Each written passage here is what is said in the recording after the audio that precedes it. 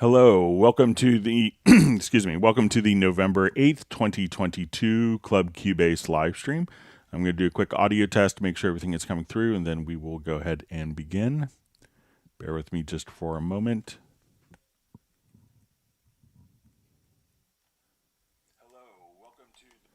All right, everything sounds fine on my monitoring computer. My name is Greg Undo. I work for Yamaha Corporation of America as a product specialist, primarily focusing on Steinberg products.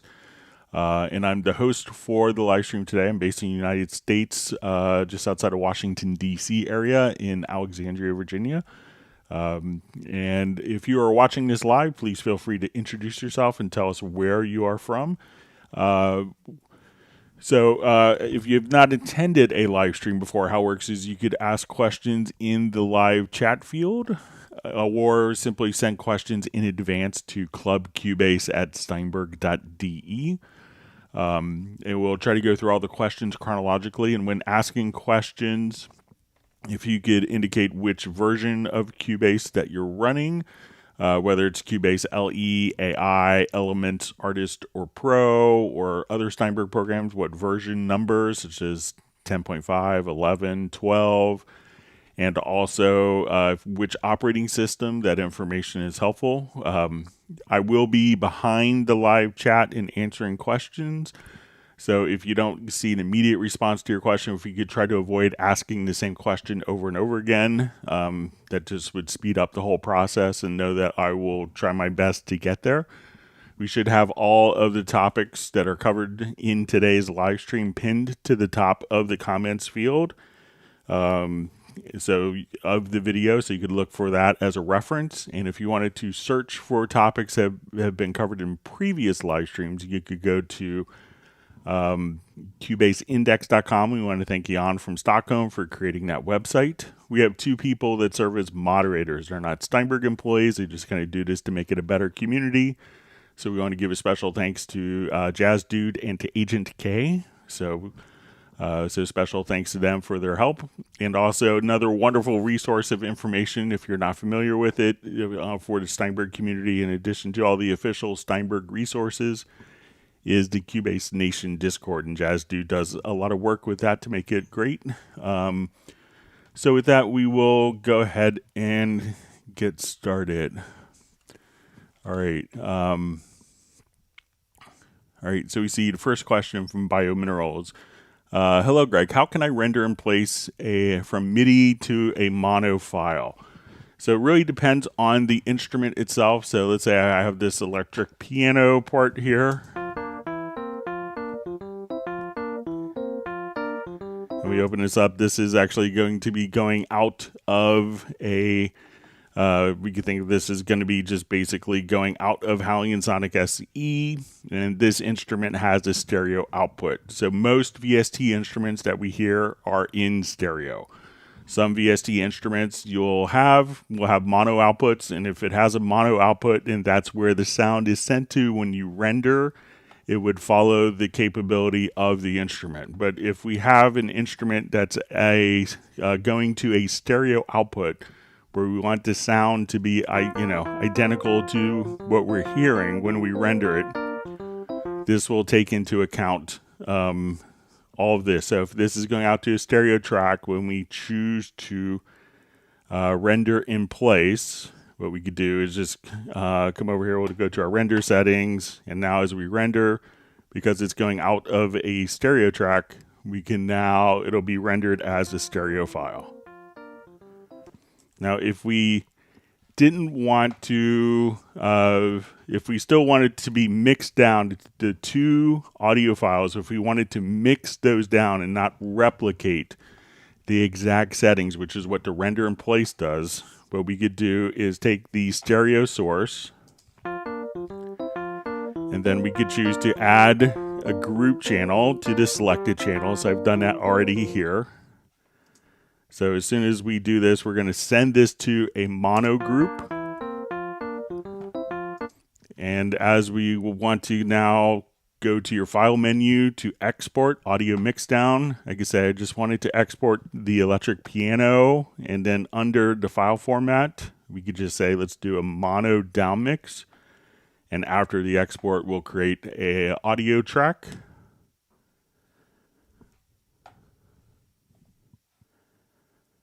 So, and now as we do this, that would automatically then render that as an audio file. Let me just not have this selected. I'll just export it one more time. I'll choose a different name.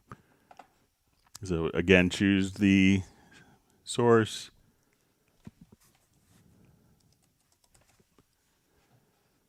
And choose mono down mix. We'll create audio file.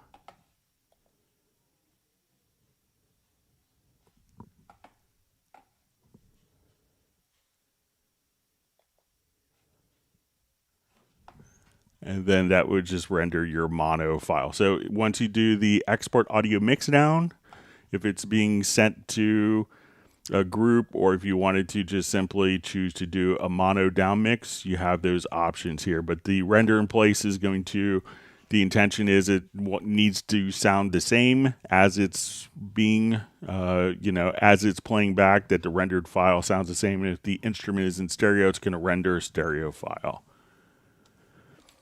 All right, so we see Mark Winslow just checking in from Hawaii, just reminding people in America to vote today. So I did early voting, so I wouldn't have to worry about it today. But it's a great reminder. We have Benny from Sweden. All right, we have Robbie Bowling wishing me a happy belated birthday. So it was my birthday on Saturday. Thank you, Robbie. It's very kind of you.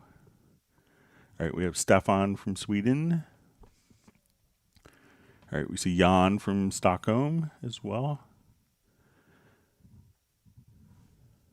All right, we have John Costigan from Kenosha, Wisconsin.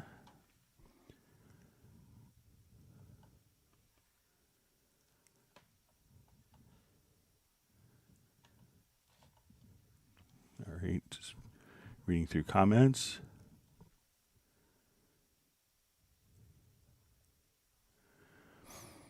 All right, so we have a question from Dallas LaRue. I've been working with the arranger track. Is there any way you can repeat the arrangement instead of stopping at the end? Can't quite figure out the settings in flattened chain. All right, so let me just open up a project that has arranger track. Let's see if it's in my last 30 projects here. Doesn't look like it, so let me just open one up.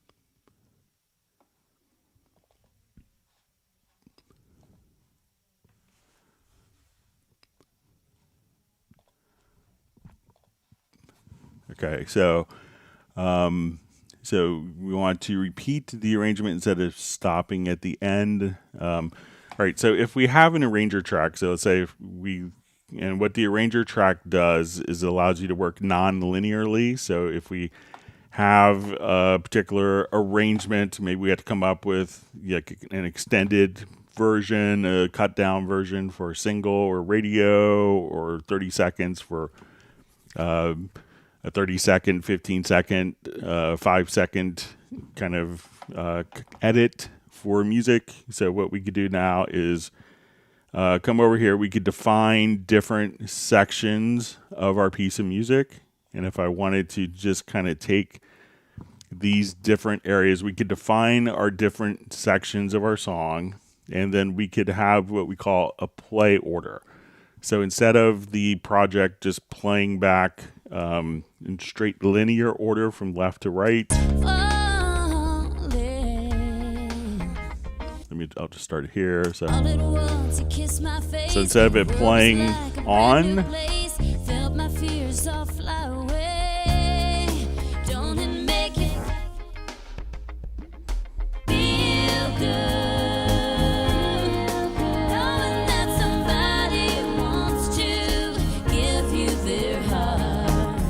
then if you wanted to repeat sections.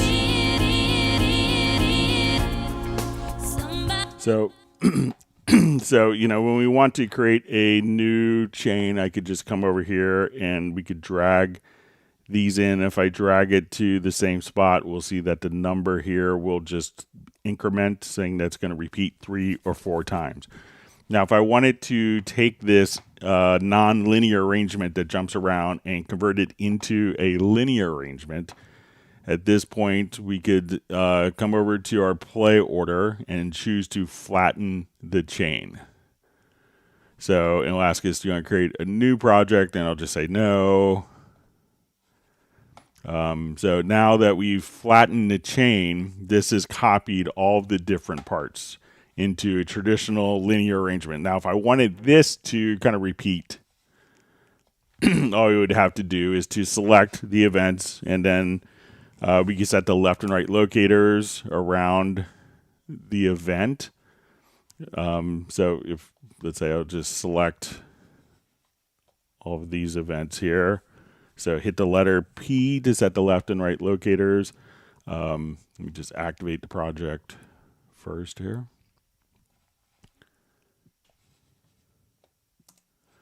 And then all I had to do is just turn on cycle in the transport. And then what was my non-linear arrangement that's been converted into a linear arrangement can now just cycle like any other arrangement. So let me know if that helps, Dallas. And thank you for being on the live stream today.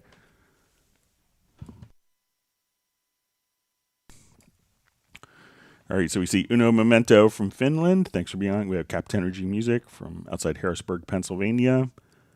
Sable Winters. Thank you for the kind birthday wish.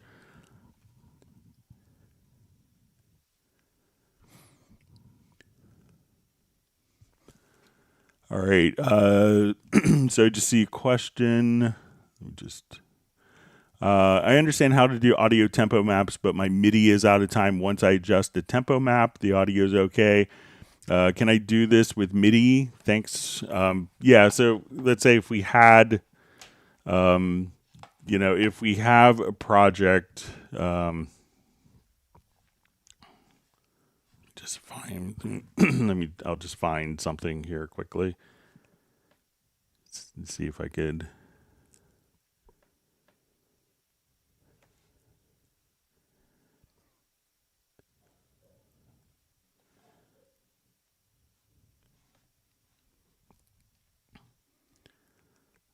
Just see if I could kind of create.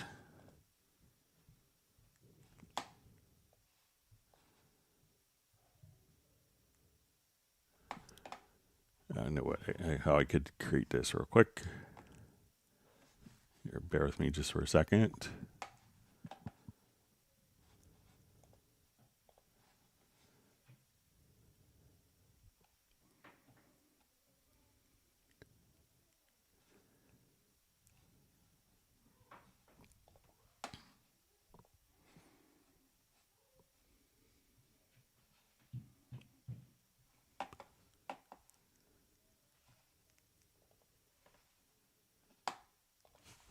Okay, so I'll have a multi-track, then I want to just kind of create some MIDI. So I'll take this jazz piece here, and let me just... So I'm going to take the kick, and let's go ahead and convert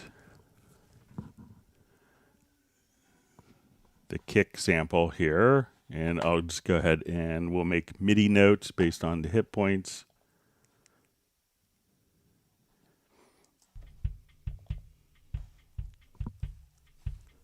So if we kind of zoom in, we could see.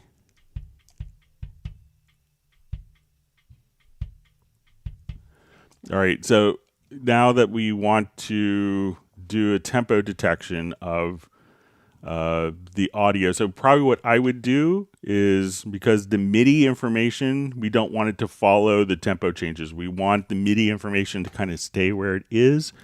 So at this point, I think we want to lock the position of the MIDI and to have it not be in, linear mode. So now if I do a tempo detection of this file,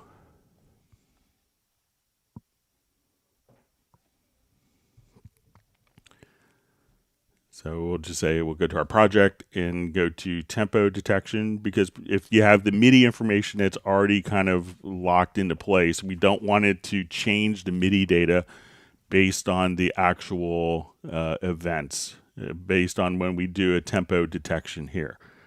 So we'll do our tempo detection.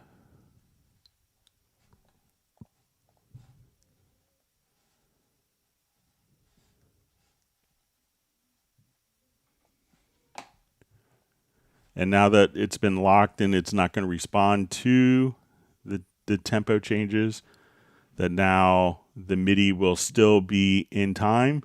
Otherwise, when it has the tempo changes, the MIDI will automatically go to follow the new tempo, but we want the MIDI to stay where it was.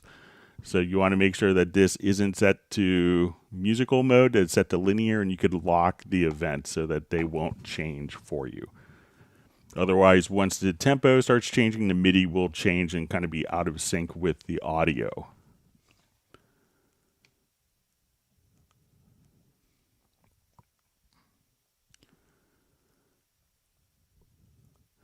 All right, so we have a question from Benny in Sweden. It says, when I moved content from one disk to another, not everything was included.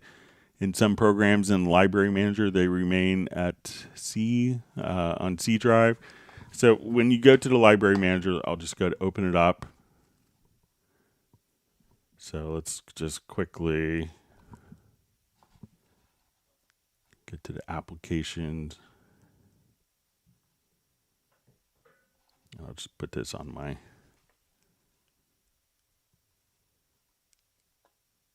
taskbar here as well, so make it faster in the future. So make sure that, one is that you'll have Groove Agent content, that all of these have been moved, that any of your Halion content plus your Cubase content, you will have Retrolog and Pad Shop. So all of these contents in these different categories will probably need to be moved. So if you just did for Cubase or just for Groove Agent or for Halion, you'd probably have to do it for all of these different, so Pad Shop, Retrolog, for Cubase content. So make sure that you've moved all of them and you didn't forget, okay, I moved the Cubase content, but I forgot the Halion, which includes the Halion Sonic SE. So a lot of the instrument sounds, the Groove Agent, as well as Pad Shop and Retrolog sounds. So the content that comes with those that are part of Cubase, make sure that those have been moved over as well, Benny.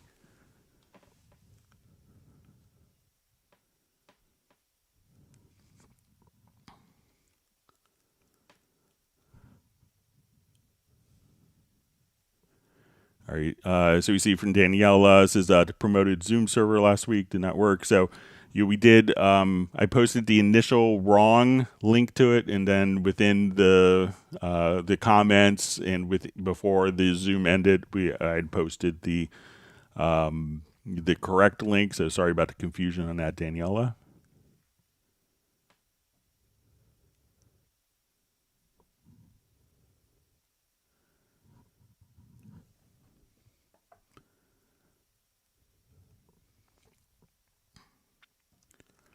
All right, so we see from BJ Soundbeats, hello from Denmark. I use Cubase 11 Pro on Mac Pro. I would like to upgrade to Cubase 12 Pro. Does the Cubase Pro 12 work with the M2 chip? Kind regard. So Cubase 12 is Apple Silicon native, so it will be able to take advantage of all the functionality and the new processing capabilities.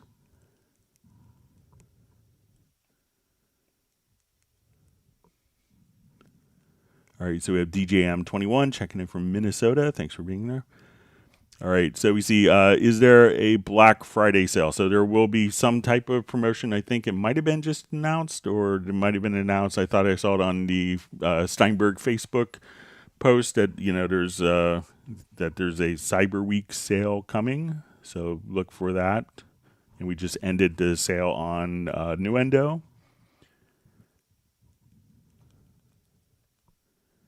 So Peter's out shopping, so with his wife, so that's an important thing. Kitchen flooring is important, so make sure you take care of that.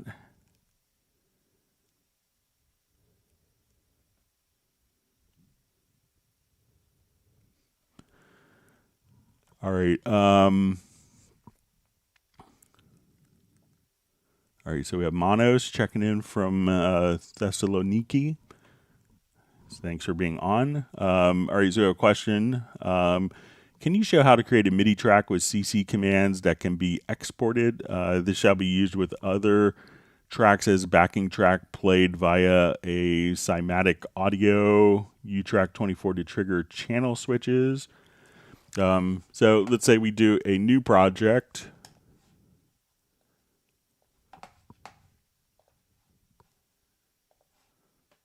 So I'm not familiar with the cymatic audio U-Track 24 to trigger, but you know, if all it's going to be is, let's say if you have a MIDI track, so we'll add a MIDI track here. And at this point, let's say, okay, I need it to switch program changes. So I need to switch to a scene from here. I need to add a scene. And let me just switch my default behavior here.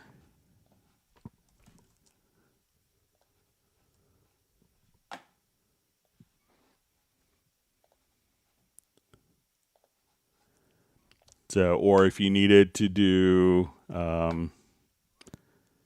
you know, some reason, if you need to do different MIDI CCs, such as, you know, volume, or if you needed to do, let's say, modulation. So now if I take this particular event, we could now just export as a standard MIDI file. So I'll just come here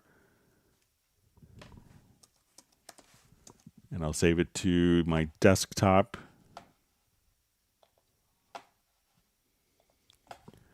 And now, you know, the common interchange format for this, I'll close this project, is just to import MIDI file. And here's the MIDI file we just created. Hit open. And now when we go to look at the data here, we'll see our modulation, program changes, as well as volume. We can see that there. Or if we look at the MIDI event in the list editor, you can see all the MIDI CCs right there. So let me know if that's helpful, Manuel.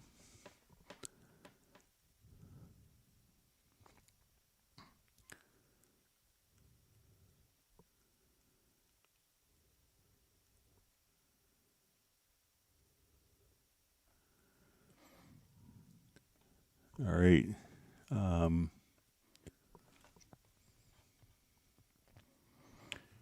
So I just see a question. Is there a Black Friday deal for Cubase? So check the Cyber Weeks promotion, but just realized that we just got off within like the last 30 days a big Cubase promotion, so probably won't be repeated.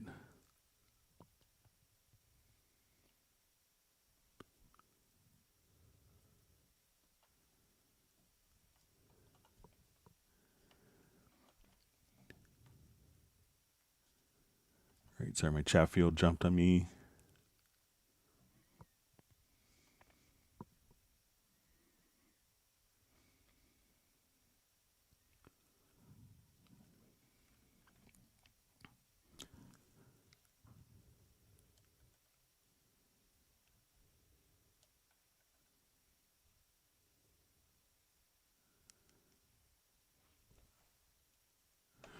All right, so we see a question from Matt Elston. It says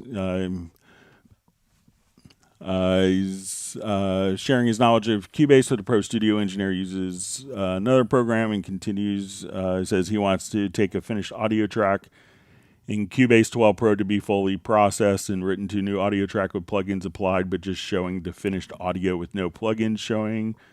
And saying in Pro Tools it's commit. So, you know, really all you have to do is, let's say if we have a project,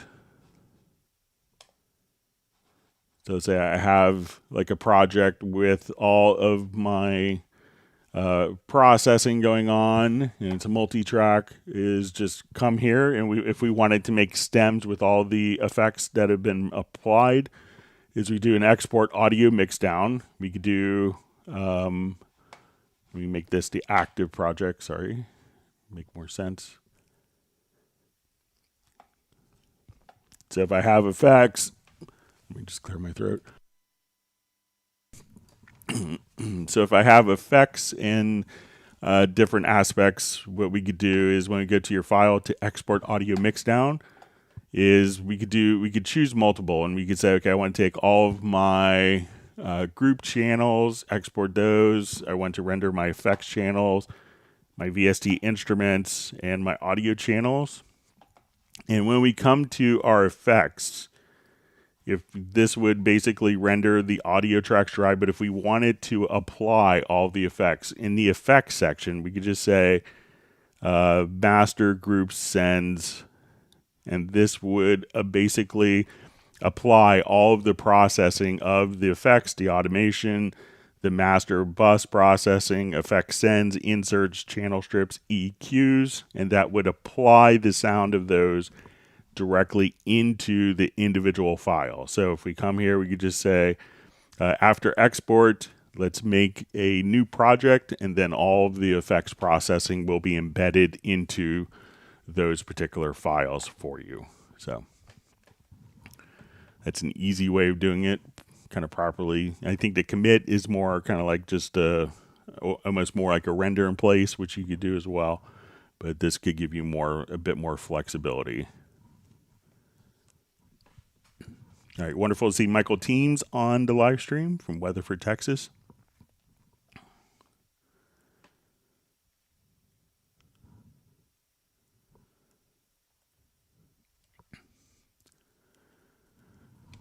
All right, so we see Kerwin Young. Great to see you on. Says he has one more issue. The time in control room is not functioning. How to fix this? So I'm not sure if the control room shows time, but maybe if it's...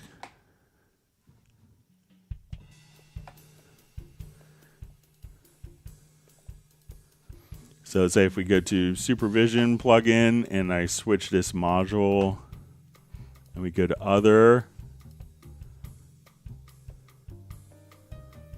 that we could see the time. We could also just come over to more options and we see a time display. So this is kind of a separate window, but some people, you could have it kind of hover in the control room even though it's not part of the control room.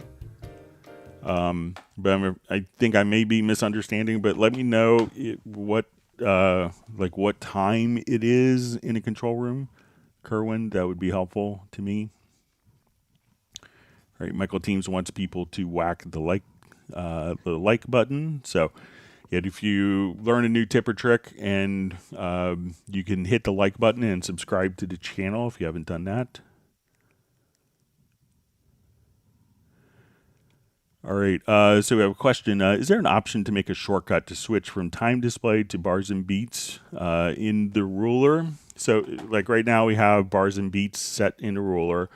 So I have a primary and secondary time display. So let's say I wanted my primary time display, and if you only see one time display here, you'll see the 3 dots to the right of that. Extend that over. So I could say I want bars and beats and seconds. So hitting the period key just above and to the right of the space bar, I think that's most keyboards that would allow you to switch between your primary and secondary time display format. So now all the edits will be in seconds. If I hit the button again, it's in bars and beats. So again, the period key above and to the right, like on the QWERTY, not on the numeric keypad, but the period key just above and to the right on the normal computer keyboard, and that will switch between your primary and secondary time display. So let me know if that helps.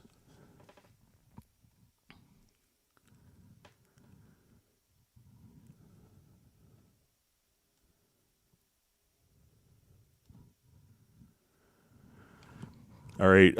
So we see from Patrick, Greg, what is the deepest things that Cubase has which other DAWs don't even throw off? Because I love it and you know how deep it is. Can you show us what you think that is so deep that it's deep? It can be anything. I don't work with other DAWs so much, so I may not be the right person to ask. But you know, I think getting into like the logical editors, I think are really So let's say I wanted to come here and any sound that and these are really good at coming up with particular scenarios, and we run into these scenarios periodically. So let's say I want to take any track that has the word Tom and color it to a specific color. So this is kind of a conditional editor. There's one that's designed for MIDI manipulation and one that's designed for kind of project level stuff. So here I'm going to choose, we're just going to transform, and I'm going to say name contains, and I'm just going to type in Tom. Okay, and then we can say stuff like set color to blue. So now I could just come over here and we could do this for, I want to take automation on these tracks, name this, and, any type of kind of Boolean condition, like if this, then that. So if now I wanted to come here and just say, all my Tom tracks are now blue. Anything that's kick, K-I-K, K-I-C-K, K-I-X, whatever you name. So like the project logical editor, I'm not sure if other programs kind of have stuff like that, but I don't really utilize other programs. So, I guess that's the most powerful feature of Cubase is I don't have to learn a lot of other programs, and I can do everything internally with included tools and functions. All right, so we have Ralph Nelson Tucker checking in from the UK. Thanks for joining us. And we have Beltram from Sweden. Okay, so we see why is the playhead turned to black? So I think like as we're here, we can see that it's kind of black with white outlines. So that will work kind of on if there's a black background or white background. So depending on your background, it gives you kind of both colors so that you could easily distinguish where the playhead is. So if your project window is white or your events were white, then if it was all white, your playhead could disappear. So if it has a white outline with black in the middle, you're able to see the playhead no matter what the color scheme is. So I think that's the intention. All right, wonderful to see Michael Pierce on.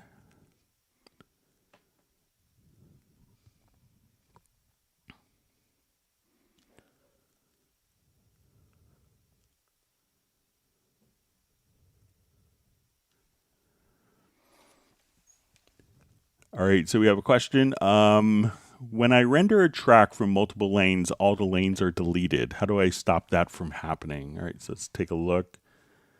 I think I have something that we could use with lanes.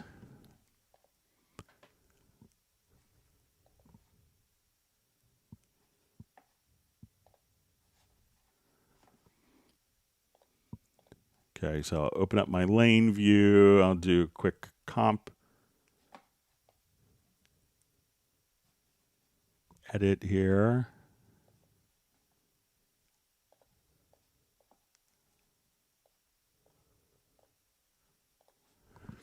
Okay, so I'm going to select this particular track.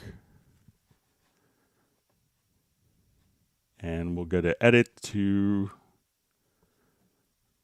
render in place. So I have the track selected. So I'm just going to go to render in place. We'll go to our render settings. And when we're here, I'm just going to choose to mute the source tracks. So let's come, I'll render that.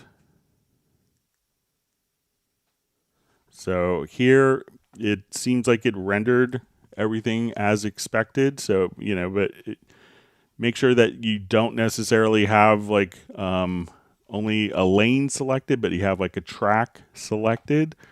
And if I wanted to do that, and it could be that if we do render settings with the track selected and I say remove source tracks, and let's say I want to do this as one event that when I render, that my, render would cause the other events to disappear.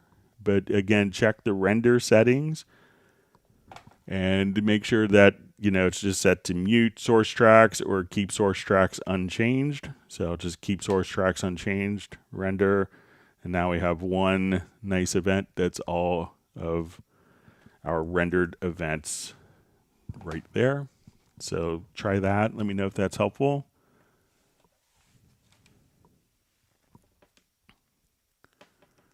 See, Michael Pierce says he's playing live for the first time in 2 years. That's great on Saturday. Good luck with your gig. Just have fun.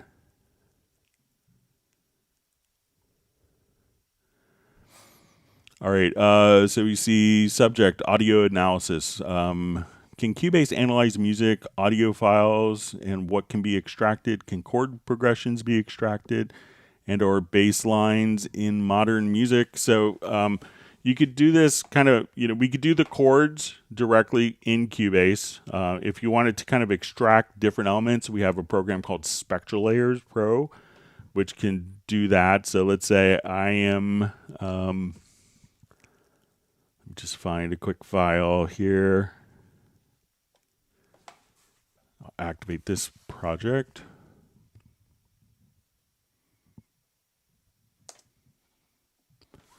So if we have an empty chord track here, I could take like a guitar part.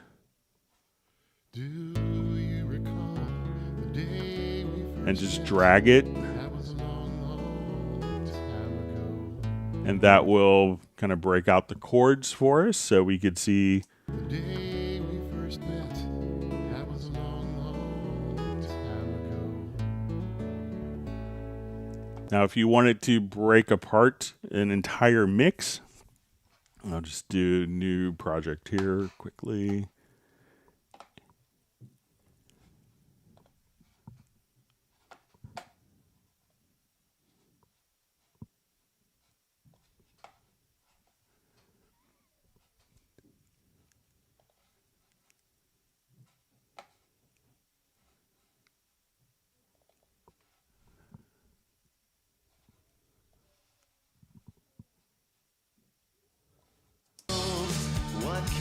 So if I wanted to kind of break apart like vocals and drums, I could come over here and we'll launch Spectral Layers. So with Cubase comes a Spectral Layers 1 that could extract vocals. But if I'm here, I could just say, let's get to Spectral Layers.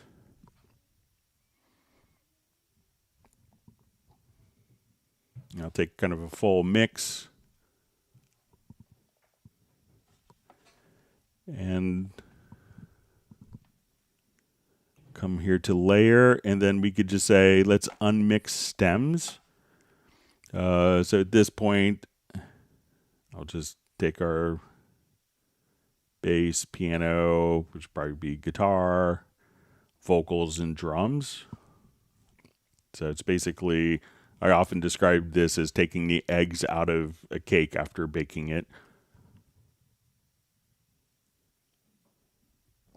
And Spectral Layers 1, which will allow you to extract the vocals, that comes free with Cubase, and Spectral Layers Pro is sold separately as a separate program.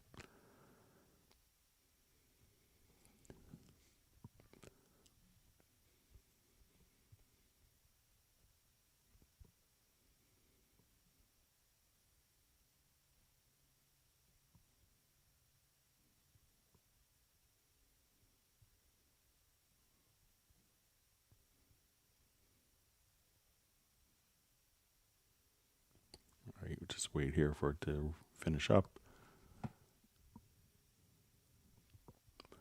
And once it's been split, we can drag the individual files into the project as well.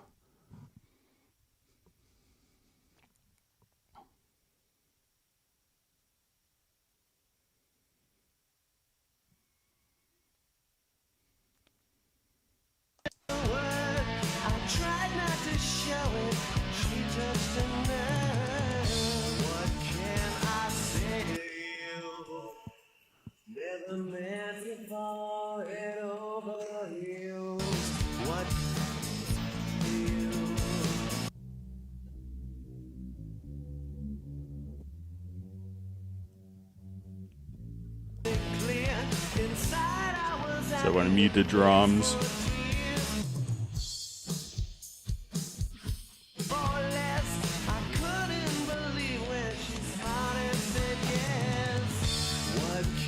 And then if I just wanted to take the vocal file here and drag it to the project, we could just have the vocals kind of. So at this point, I could just say, okay, I want to take this vocal, and I can make this vocal softer.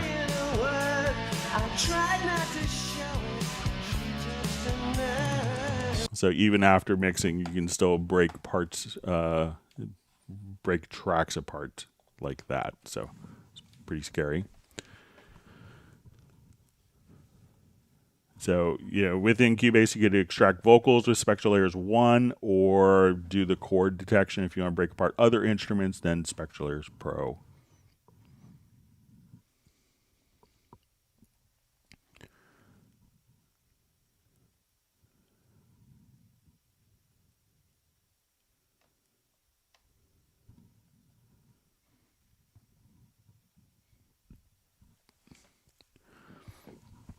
All right, so just see a comment from Patrick Manuel, and just probably directed toward Jazz Dude, who I'm sure will probably respond. But it says, you said you've used 1,000 tracks. I really don't know what's on that 1,000 track. Same here, over again. Same tune over again. What was it? Simply layers. Can you let me into a production? So, generally, like a lot of composers will do that because they want to have all of their sounds available.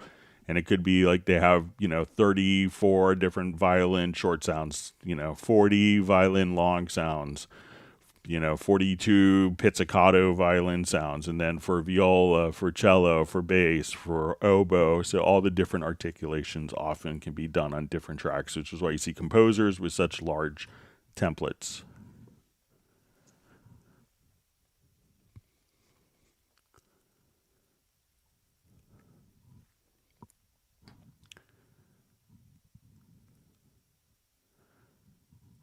All right, so we have EZD, says, hi, everyone, a long-time listener, first-time posting. His question is related to specific issues he's been having syncing the drums in Contact to Groove Agent 5 SE. The snare on Groove Agent 5 on Groove Agent is late. Why? So I'm not sure if you're, like, how you're syncing it, but, if I wanted to take... And we'll just create a scenario here.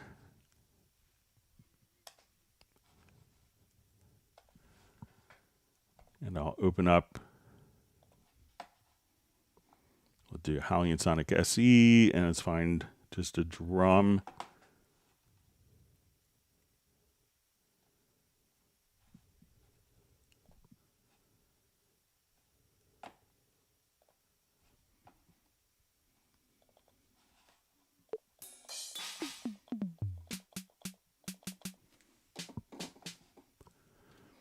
Okay, so let's say I want to take this and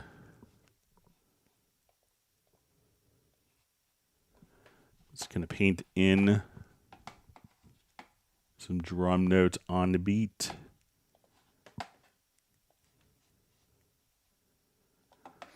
All right. All right, so I'll just put this to quarter notes and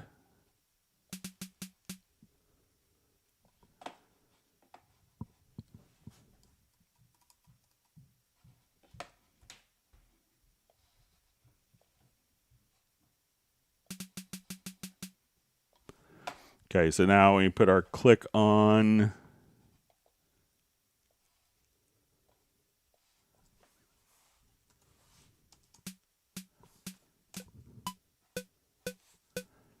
All right, so let's say now I add a new instrument track. So we hear that that's going to be on.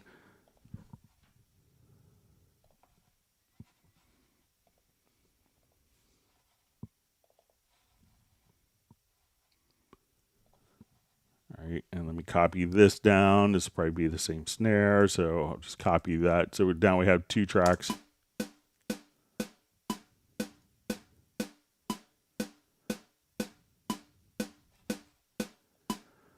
So we can see that these are playing perfectly in time. So Groove Agent isn't dragging.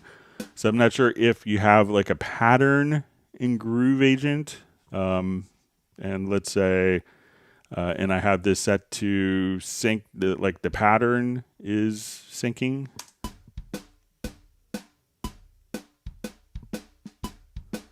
And it could be that maybe if you have a pattern in Groove Agent with a snare that it's going to, and if we wanted to edit, the pattern, if we kind of looked at the pattern that we have, it could be that when we look at the pattern here that the snares are a little bit off and it sounds like it's out of sync, but I don't think that Groove Agent is out of sync. But if you could let me know if it's both files are kind of playing.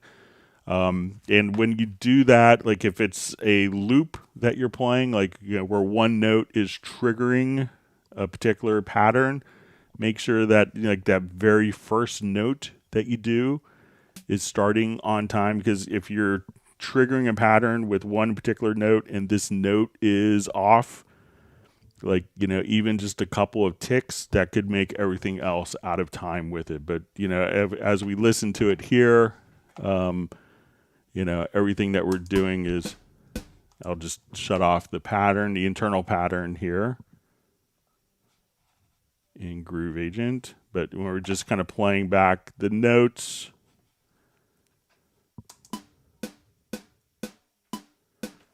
you're not going to notice, I don't hear any timing discrepancies. It's actually going to be sample accurate.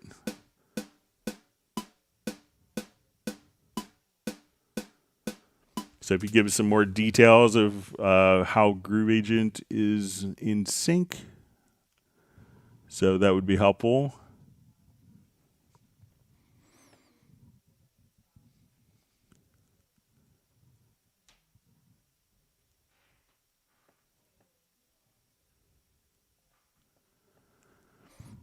All right, it says even if kind of a follow-up, even if I place the same MIDI drum in each instrument track, the snare and Groove Agent plays noticeably late. I tried using the sample-based offset to no luck.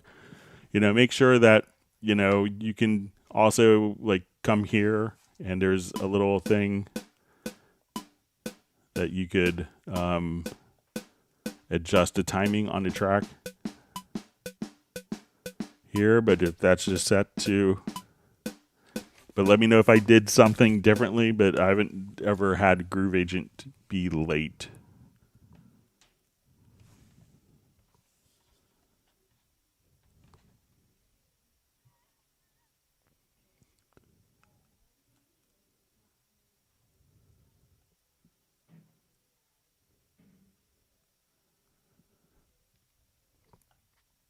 All right, so we see from Benny, it just says what happened was that some sounds in content were moved and others could not be moved, so now it is located in C disk and new disk. So let me know like which particular content sounds that weren't able to be moved, but I know, pretty much I'm pretty sure all the content could be moved to an external drive. There's lots of people travel with their external drives of samples around. All right, wonderful to see Brian Sawyer from Beulahville, North Carolina on. See Larking's Life. I got Cubase Pro 12 with the additional discount. Is the best purchase of the year for sure. That's great. It's nice to take advantage of different promotions. All right, wonderful to see Jeff Zabelski back from Chico, California.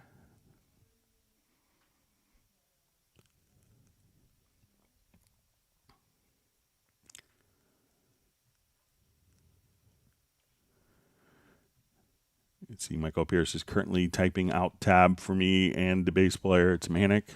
Here's a good little trick you could do, Michael, if you wanted to work with tab for the bass player. So say if we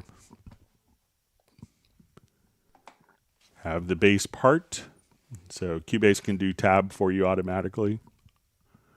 If you don't know this.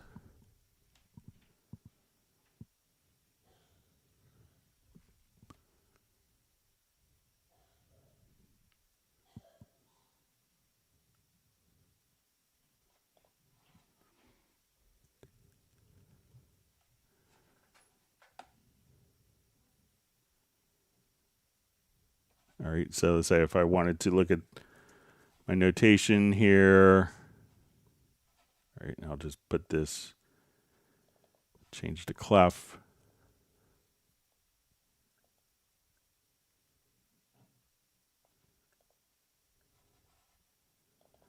All right, and I'll just clean this up really easily. Let me just.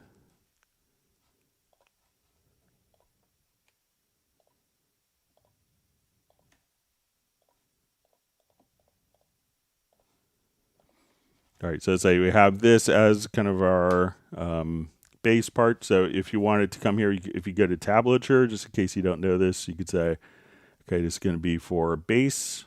And now as you come over here, you can hit apply, then you could see the tablature directly below. And if you wanted to also just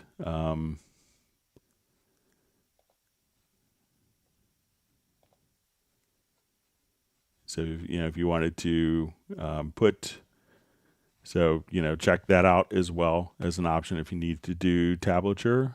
So, and if you wanted to also just have the different kind of rhythmic stems on the tablature, you could do that as well.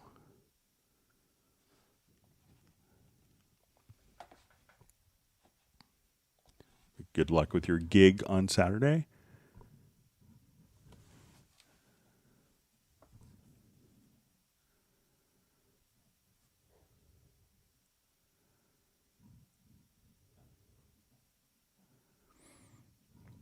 All right. So we see, how can I crack Cubase Kappa? So the easiest way to do it is to go to your dealer or to Steinberg.net and hit the shop button. So that's the best way, and it works great. No stability issues at all.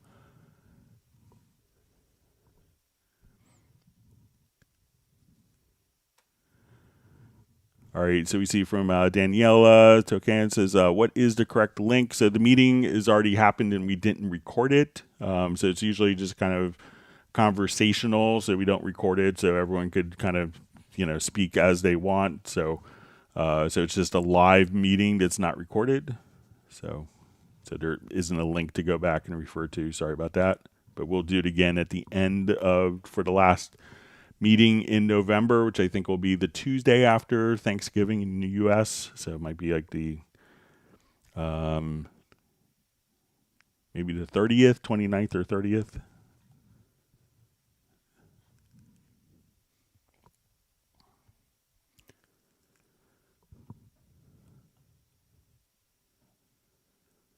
All right, reading through comments.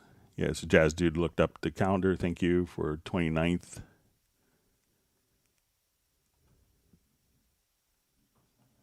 Right, my chat field just jumped.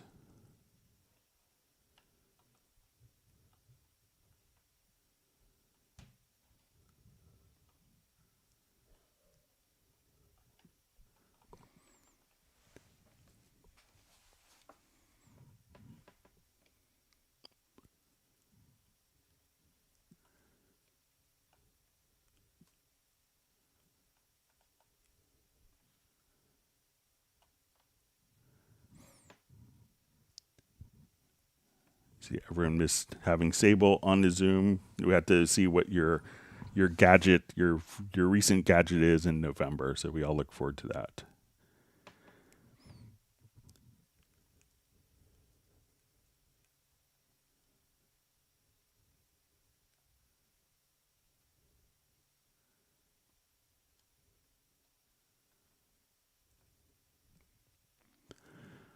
All right, so we see from Mickey Mac question: is there anything Cubase can do that Nuendo cannot? So the one feature that comes to mind is when you go to VST Cloud, that there's a VST Transit function, and what this will allow you to do is kind of upload different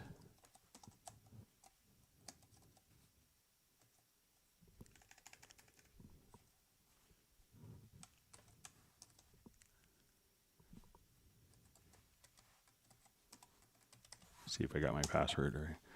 But we could come over and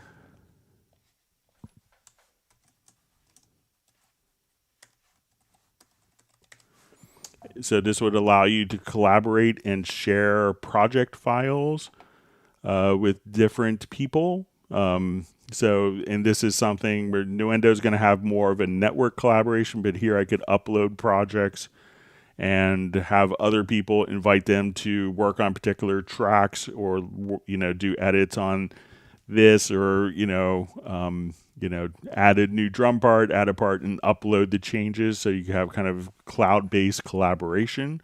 So that's the one thing that comes to mind that Cubase has that's not available in Nuendo. Other than that, it's 99.9% the same.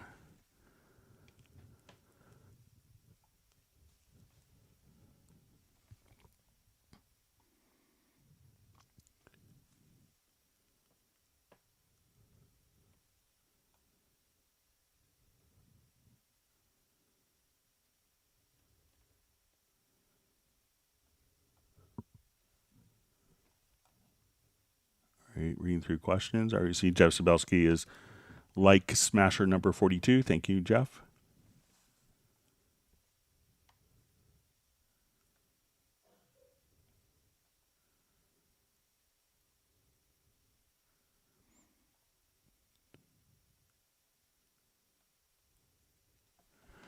All right, so we have a question. Hi, Greg. When I record with a virtual instrument in the key editor, it's always overwrites the last typed event. How can I deactivate it? All right, so let's come. And I will just go to this project.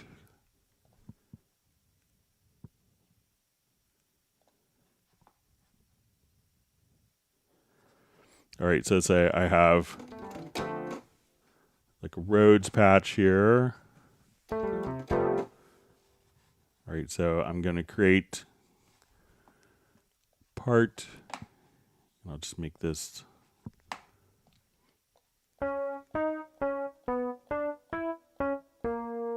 All right, and now I want to record over top. So if I don't want to overwrite events, we could go to your MIDI record mode, and then we could just choose merge. So at this point, as I go to record, I'll just rewind it here.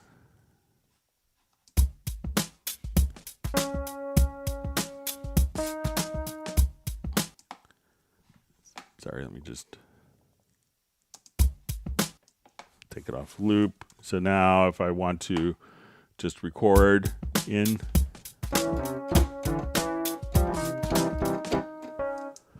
that now all the notes I just kind of played will be kind of merged with the other parts. So if we want to just come here, but it may be set to replace. So if the record mode is set to replace, then now as soon as I record,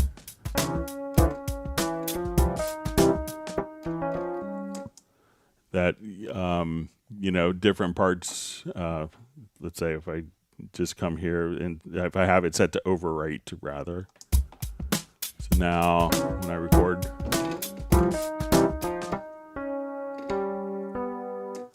that the other notes. So just make sure that you have your actual, so if you're doing cycle record, you could do new parts, you could merge or replace. So if it's set to replace, so say now I record, that it could, so just make sure that you have this not set to replace, but to merge. So try that.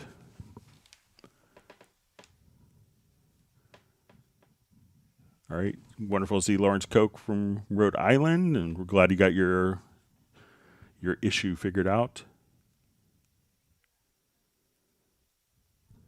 See Brian Sawyer is loving his Lewitt microphone that Michael Teen suggested for him.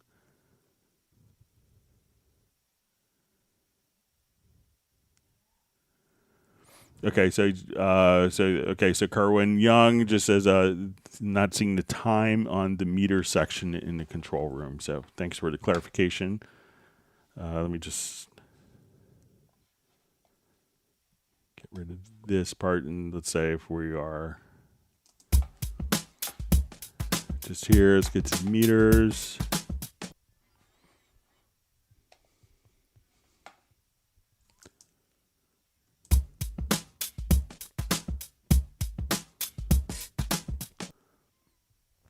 So, all right, so say if we're here, and I'll set this to digital scale, and let's say as we play.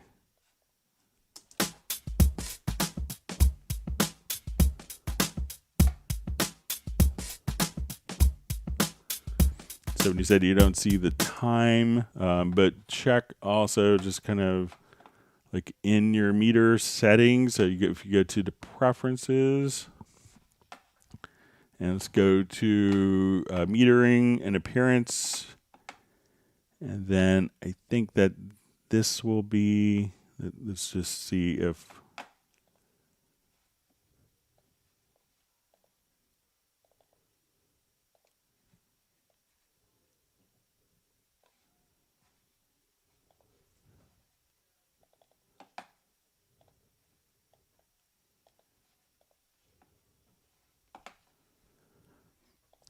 so, but check to make sure if, let's just see if we're in digital scale.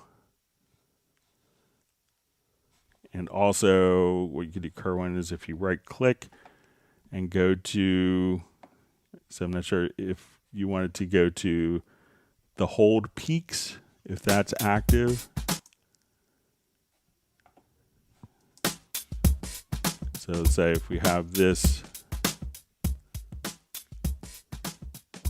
so where you see the time, so maybe if you right click and go to your meter settings, right click on the meter in the mixer, and then you could just hold peaks and hold them forever if you wanted to. So if that's the time that you wanted to see, let me know if I'm kind of on the right track, Kerwin.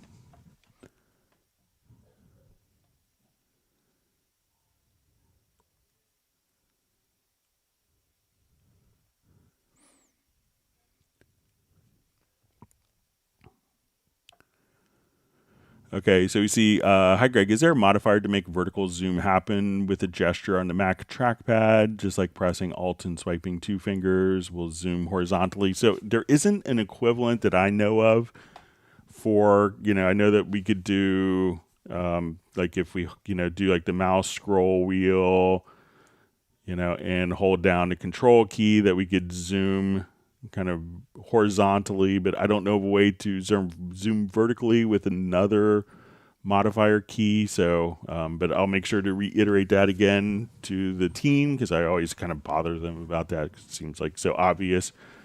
So, but most people, what they do is just kind of G and H on the keyboard shortcuts, and then to do it vertically, Shift G and H as well. So,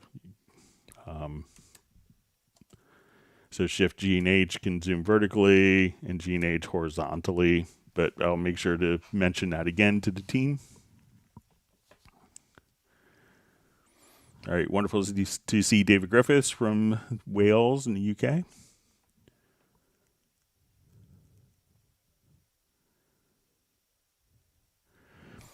All right, so we have a question. Greg, maybe a simple question, but what is the difference between bounce and rendering? So if I had a number of different files, let's say if I cut out like this middle part of the file, and I wanted these two different events to be one event with silence there, Then I could go to audio to bounce selection. It'll make a new file and I choose replace. All right. But that doesn't take into account, any of the effects, the EQs, the channel strips, the inserts, the plugins, the gain staging. So if I increase the gain, I did a fade in, fade out. That's not going to actually make none of those things are going to be applied, as opposed to a render in place would include all of the processing, and a bounce selection would just include only the actual audio file itself. So no processing with bounce selection, but that could be used to kind of consolidate edits into like multiple events into one event. But again, it does not include any processing. So a lot of people use render in place to free up your computer processing so that it's just playing back an audio file that's been processed.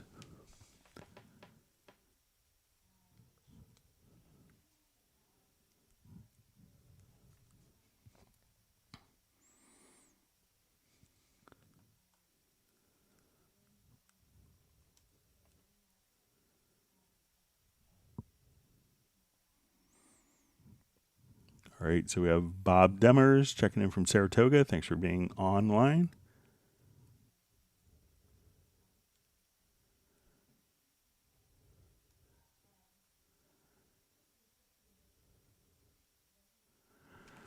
All right, so we see I use Isotope RX8, Spectral Denoise, does not show up on Cubase VST plugins, does not show up in the manager as well, but shows up in RX6Y. So make sure that you're running the 64-bit. A lot of times when you have plugins, you may have multiple versions installed. So it could be that you have a 32-bit VST2, a 64-bit VST2, a 64-bit VST3, a 64-bit VST2. And sometimes some of the versions of plugins from major companies like Isotope can get block listed. So if you go to your VST plugin manager, check your block list, and generally plugins will get block listed when it's going to cause system instability. You could choose to unblock the plugins, but some of the Isotope plugins, but make sure you have the latest versions. And ideally, you want to be running the VST3 and 64-bit only. So if you have the choice during installation, just choose to install the VST3 64-bit. And that's probably why they're not showing up.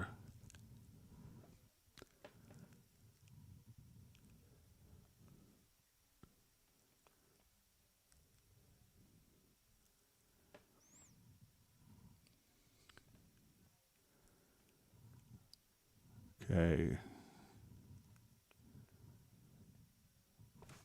All right, so we have Kush Carter checking in from Zimbabwe. Thanks for being on the live stream. Glad you can make it today.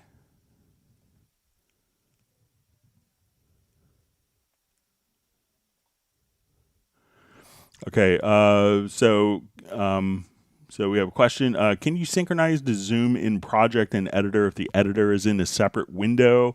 So really the intention when, doing synchronization is, to have those correlations between what we're seeing on the project window. Like if we wanted to do like really detailed MIDI editing, with, say perhaps an audio event, that these would be synchronized. But once you're in a separate window, it's not going to be synchronized. I mean, they will play back, but they can have, like their zooms can be independent. And, I think that's generally how you'd want to work when, it's in a separate window. So most composers that I've seen, the famous composers and people doing like significant, like large projects, they, will just have a dedicated screen for the key editor. So, So I think it makes sense to have, a correlation here, but not when it's in a separate window because, there's nothing really to synchronize the view. So here, as I zoom in to get more detailed view, I could see that reflected in the MIDI part. But not really. There isn't a way to synchronize a separate window. All right, Michael Teams wants people to smash the like button. We have Walter Till checking in from Austria.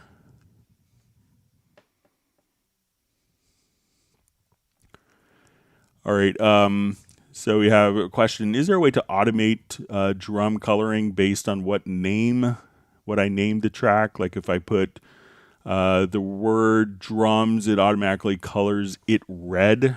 So if you could do it after the fact, so, just like we showed in the previous example, we could have, if you add track presets. So let's say if we come here and just say, okay, I want my track preset and I, want that, we could save the color, with the track preset if you want to.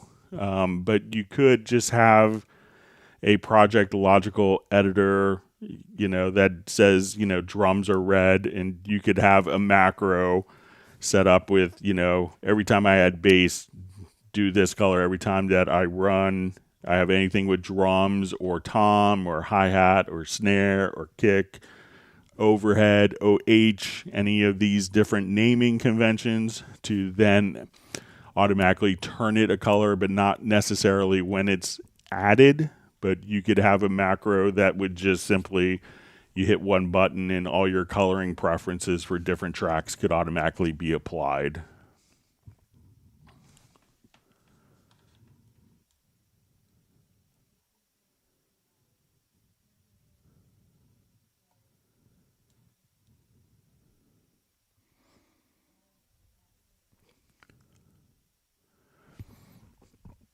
All right, so we see from Jeff Sabelski says finally on Cubase 12, says sizing tracks works strangely for me. So I think it kind of works the same for me. So if I wanted to, size one track, I could do that just by grabbing the bottom. And if I wanted to do multiple tracks, I could just do this by holding down the control key, and we can make them all the same size with the modifier key. So let me know if there's something in particular that's kind of different for you, Jeff. And sorry, you're running into that.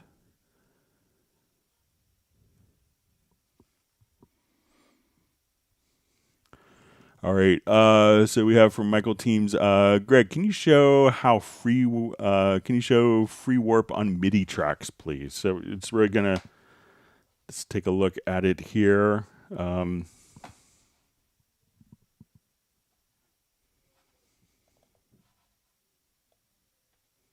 Okay, so I'm going to open up the in-place editor.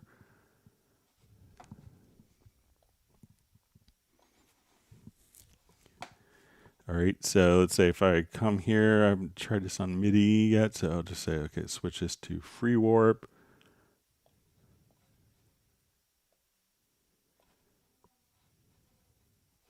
So here what we could do is, warp, when we do kind of our warp grid, we can say, measure 9 starts here, beat 1 is here. But, generally, when we work, we just closed it in place editor. So, we could kind of warp here, but, it's usually, we have the flexibility in MIDI.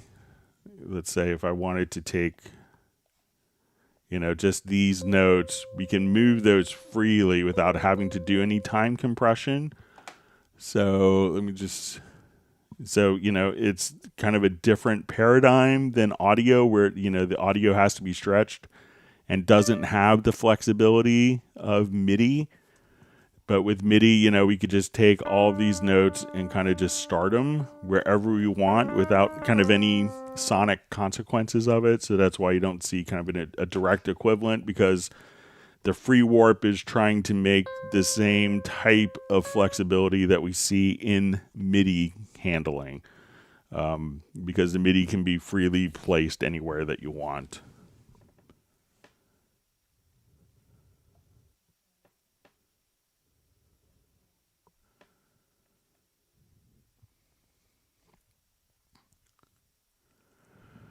Okay. All right. So we see from Tata Digital Studio. Hello, Greg. Thanks for all this. Please, my information bar, where is written file, edit, Windows, project, MIDI, etc., does not work. What can I do? So if you're not seeing the menu bar, I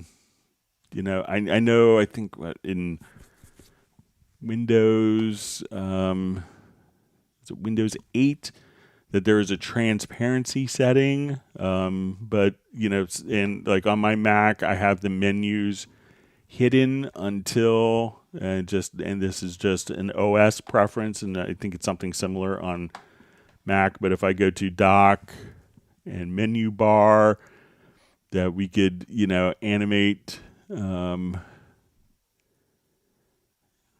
automatically hide and show the menu bar when in full screen. So now my program's in full screen. So when I come over here, that my menus automatically appear. But also, try making it like maybe a little smaller. Take your project window here, make it a little smaller, and then maximize it. Sometimes it could be maybe that the project is like, my resolution is 1920 by 1080, so it's 1920 pixels this way, 1080 this way is my screen resolution. But maybe if you switch screen resolutions, that the menus might be off screen. So if you grab kind of the top, or if you kind of minimize a little bit and resize, and then manually restore it to the maximum value that maybe the windows would appear. But if you could let us know which operating system you're running on, that would be helpful too.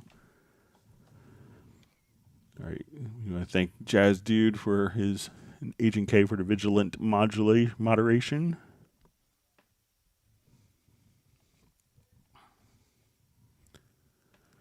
See, Anders McCormack just saying these streams are so helpful. We're glad it's helpful. Thanks for the kind words.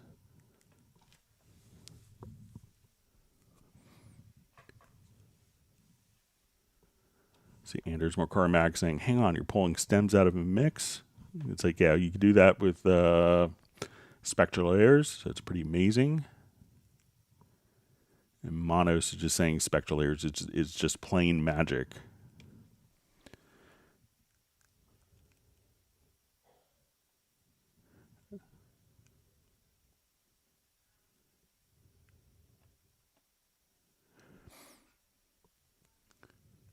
All right. So we see, does Cubase have something like this Strumizer and FL Studio for the piano roll key editor? So what a lot of people do, if you want to create kind of guitar chords, so let's say I'll just paint in some chords here.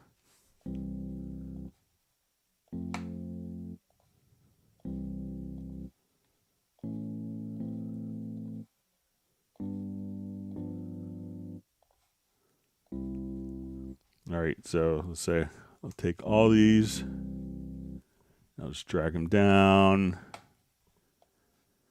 All right, and I'll just glue these together just to kind of create an example part. I'll just hold down the Alt key. All right, so let's say we have chords. So one of the tools that you could use is just this little trim tool. So try holding down like the Alt or Option key, and then you could just choose to kind of have like staggered start. So if you wanted to like arpeggiate 8 chords, so let's say I'll just solo this.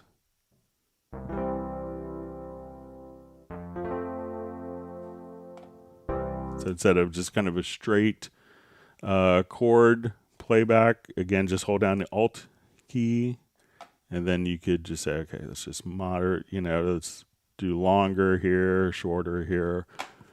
So now as we play this back,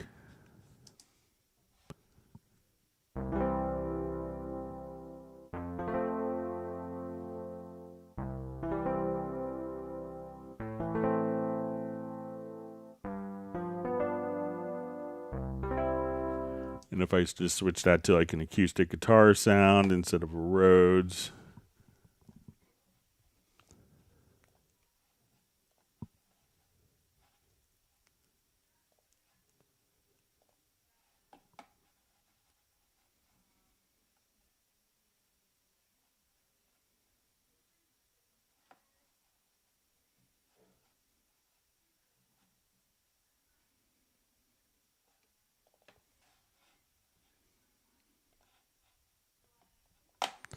So now we can just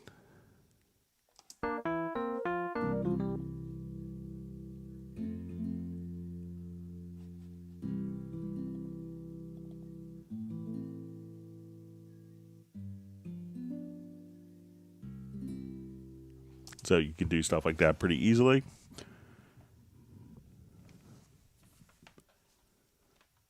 And again, just that tool is going to be the trim tool, and just hold down the Alt or Option key.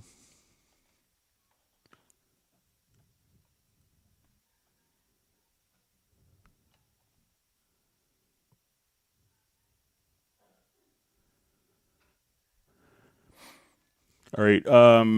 So we just see, is there a way to lock the mixer window to my separate monitor? So once you have, if you hit F3, and you, let's say I only have one monitor here, obviously, for the live stream, but if I hit F3, it'll just automatically go back to the same spot. So I'm not sure if you have the mixer and then you're going here. But if you just hit F3 on my personal studio, I have like one monitor that's just my mixer and one that's my project window. And, it's just always stays on that particular screen. So, but if you just hit F3, that will open and close in the same spot for you.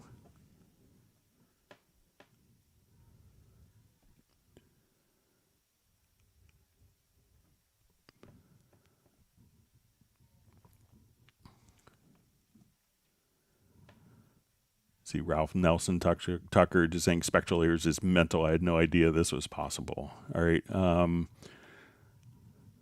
So we have a question from Patrick. It says, Greg, I've been working on a score. It's 22 minutes long. I programmed pitch bend and automation for 4 count, but need to copy the automation to every other bars. Can you show this how to do this in Logical Editor?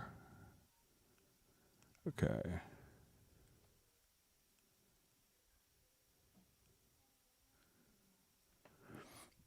Okay, so let's say if we had, let's see if I understand. So let's say we have 4 counts. You need to copy that automation to every other measure. So let's say I had, just create.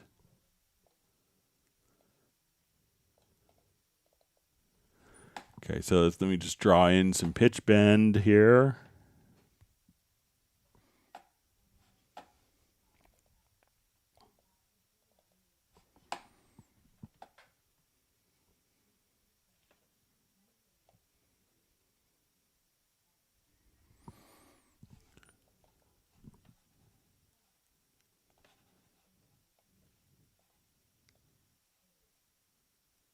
Okay, so let's say that's my pitch bend, so now it's going to be. All right, and so let's say automation. So we'll just assume it's volume. All right, so let's come.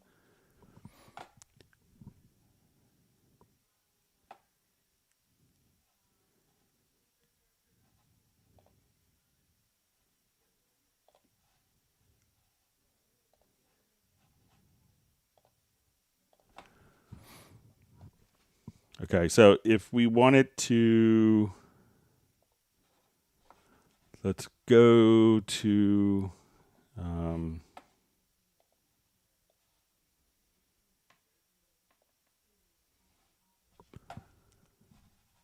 let's see if we come, not to that, sorry, but let's go to the in-place editor, and you hit Control-Shift-I.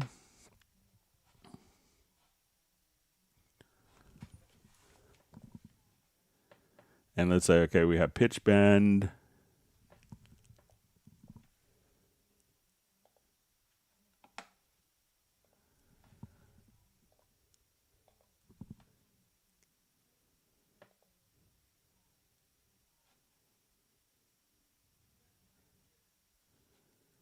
And let me just,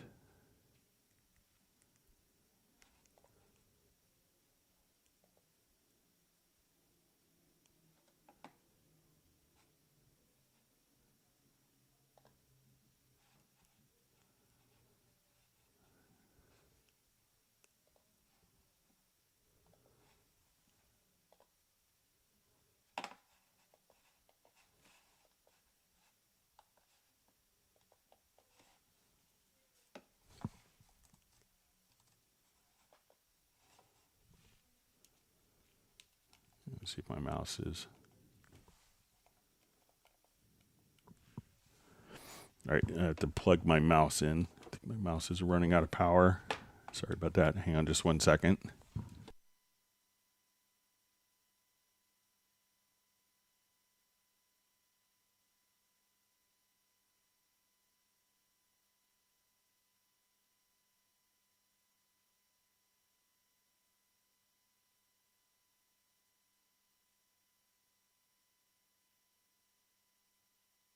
All right, sorry about that. To plug my mouse in. All right, so let's say.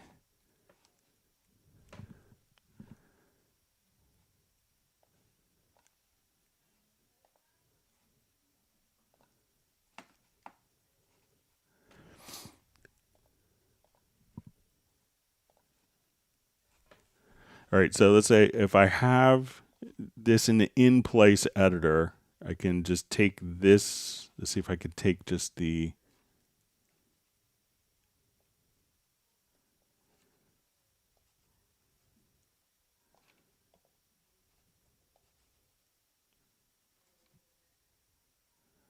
So if I select that automation, so if I just duplicate,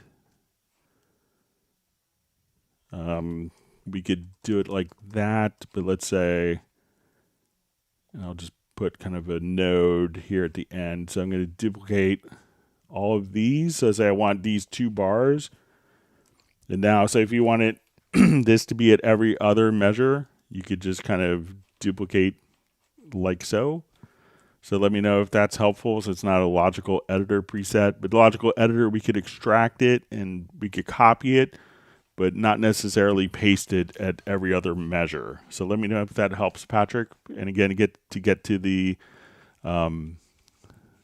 in-place editor. And I'll just, again, let's see if we could do it kind of same way here.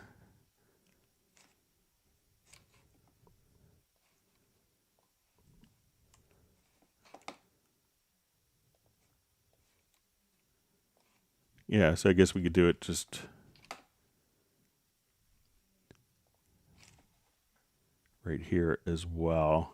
Select the events, but you may have to have the events kind of starting at the same point in time, but then you could just kind of duplicate. So let me know if that's helpful, Patrick. And if you want to do it on the main in-place editor, select this and Command or Control plus Shift plus I, and that will take you to the in-place editor. And that way you could duplicate and use the range tool if necessary.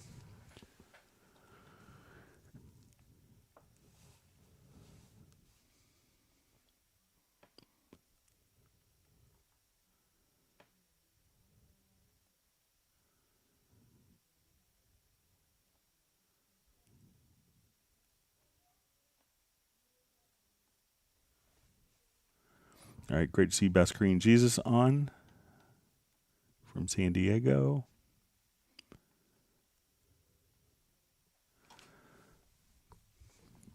All right, so we have a question from Paul Daly. It says, hi guys, if you have a direct monitoring sound card available, can you do a brief intro, rundown how it works, please, and thank you. So what direct monitoring allows you to do is to take the incoming input signal from the converter of your audio interface and pass it directly to the output. So once you're doing that, so you can monitor without really any perceptible latency, just the signals going straight from the input to the output. And it's often enabled when you go to the studio setup. And let's say if we select your audio interface, you could have direct monitoring there. Now, on the Mac platform, it's common not to have direct monitoring visible because it's not part of the core audio, the audio system on Mac OS for some unknown reason. But often it's going to be done within the app, like the control app for the audio interface. So if you're on Mac and you see this grayed out, but the Steinberg UR interfaces do allow you to do direct monitoring. So at that point we do this, the one thing to be aware of when utilizing and using direct monitoring is that as you're doing direct monitoring, if you have effects that are in the system, so let's say, okay, I come and on this audio track, let's say we have an effect. So if you're like playing with a guitar amp, so and now when you go to play and you have the VST amp rack on, all of a sudden you don't hear the effects on the track because it's not going through the software layer of effects. It's just going directly from the input to the output so that there's no issues with latency when recording. But when the signal is being sent directly from the input to the output, it's bypassing all the software settings. So it's bypassing all of the EQs, inserts, and software plugins. Now, some audio interfaces like the Steinberg UR, if we go to our inputs and we have these set up to kind of eliminate this issue, is we can say, okay, let's go to this input.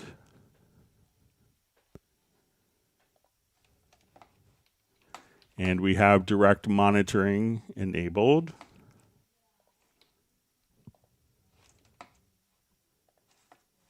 And I'll just add a mono input here.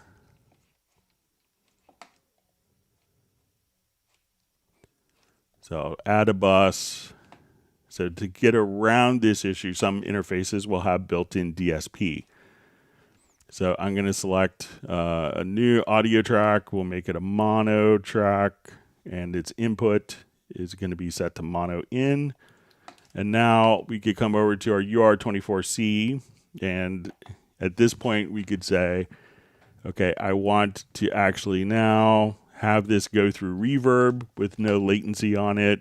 We could also have like morphing channel strips, so I could have EQ, and we could monitor with this because the DSP that powers these plugins is on the hardware interface itself. So we could do direct monitoring and hear the effects because we're actually utilizing DSP on the hardware as opposed to software. So, but generally when doing direct monitoring, the benefits are that there's no latency that could kind of throw off the performer, but you don't, and the con, the against, you know, or the negative thing would be that you're not going to hear like the software effects. So sometimes you could be tracking dry and not have a courtesy reverb for the vocalist or something like that.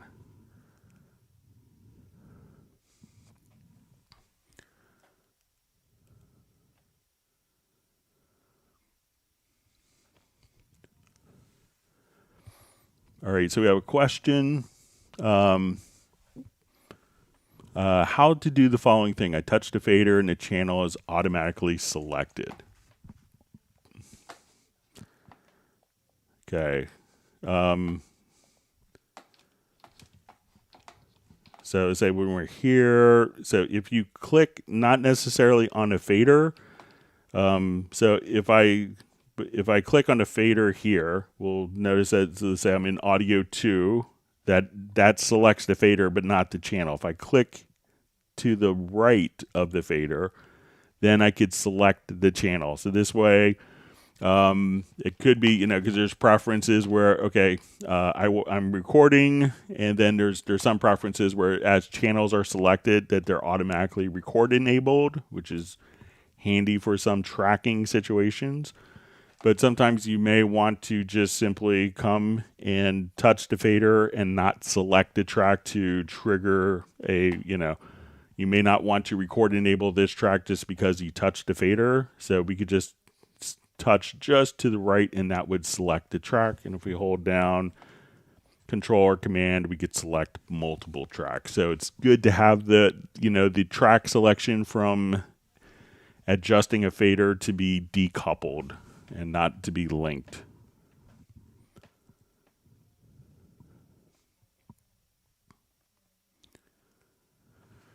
All right, so we have Luca joining us from Munich in Germany. Glad you can make it.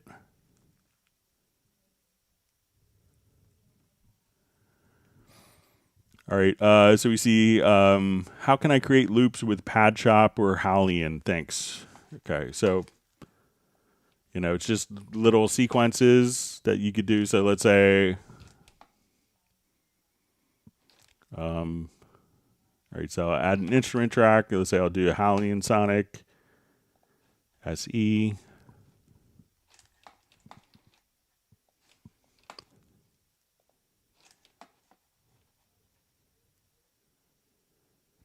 All right, and I'll just do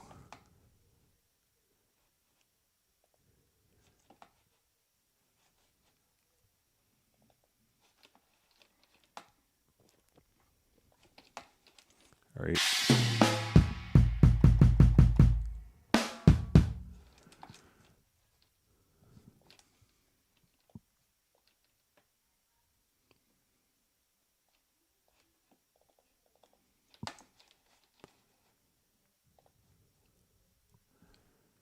All right, I'll just do a quick.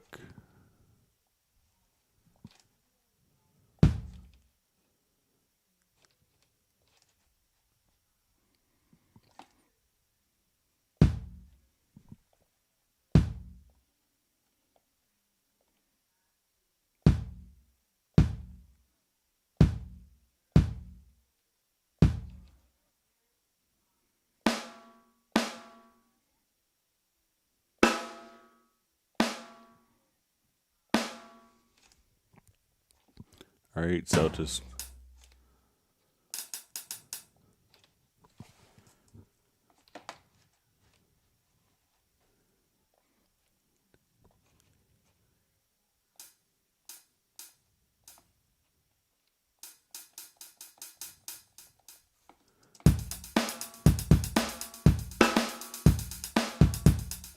All right, so let's say now I wanted to do, I can add a MIDI track, and this will allow us to come over and we'll just find maybe a quick synth bass.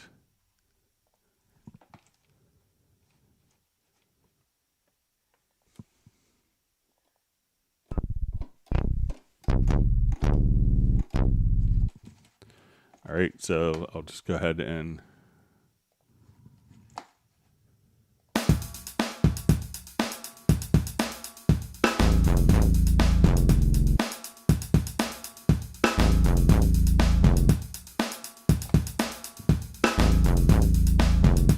all right, and let's add another instrument and I'll do a random Pad Shop.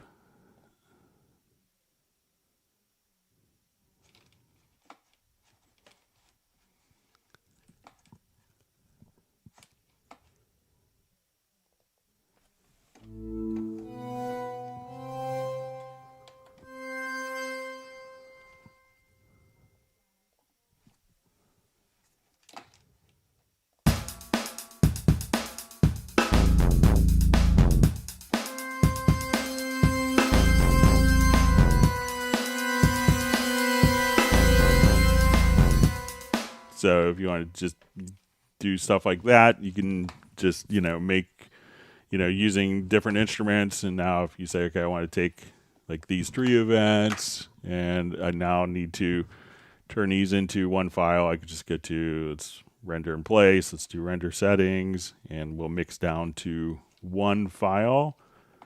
And we could just give this name, beat 1, whatever you want to call it, and you could obviously make better beats than this. And as soon as that's done and we hit play, we can just kind of come right over here, and I probably had other elements selected, so or I had that turned off, so just render in place one more time.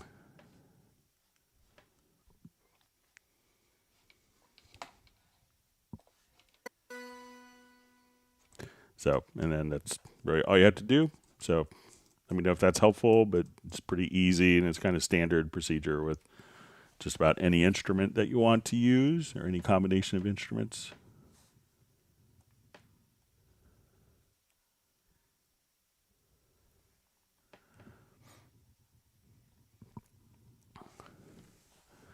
Okay, so we have a question, why when I record drums using mics or even when I record a keyboard to click track does it show up before when I'm intending to have it land directly on the beat? So check to make sure that you, one thing could be, make sure if you have plugins on your system, it could be offsetting like your monitoring. Try to come over here on the system and enable constrained delay compensation on that.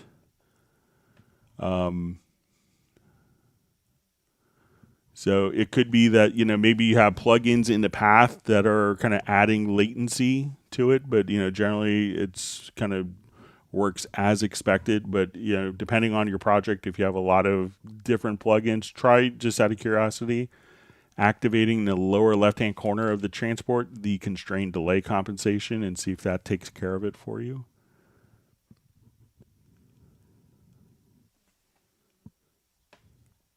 All right, wonderful to see Mr. O checking in from Cali, Colombia. Thanks for joining us. And we see Filter Freak as well.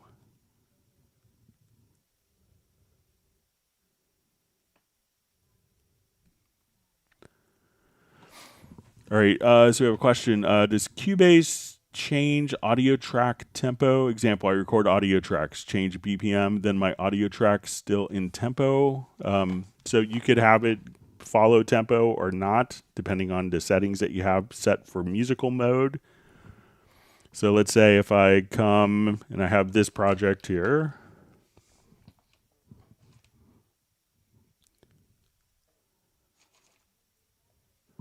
All right, and for this project, my tempo is 100 beats per minute. So we'll just... Now, if I select all of the projects, and this was recorded into Cubase at 100 beats a minute, I could select all the tracks and put them into musical mode. So once we do that, I can now just say, I want to change the tempo to 122. Or 132. Or if I wanted to be 88 or 8 beats a minute, it's an interesting sound. All right.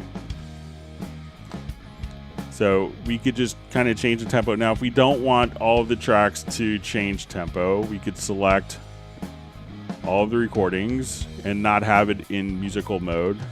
So if I turn on my click, so now, different recordings won't be. But if you're in musical mode, then all the tracks, once you change the tempo, all the audio and MIDI tracks can automatically follow whatever tempo value you have set.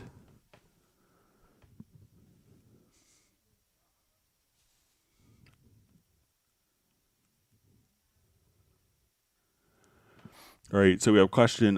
Which case would you use direct offline processing?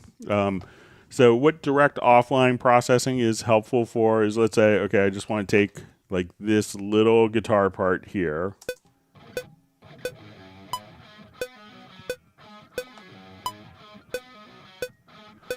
And I wanted to take this, I want to take these two files, I'll select the range, and let's say I don't want to do like a lot of automation. I just want to keep it nice and simple. I could come over here to plugins, and this would, say, okay, let's come over here, and I just wanted to run a flanger on it. So we'll come to modulation, and so now I'll just do my flanger, and now as we listen to it,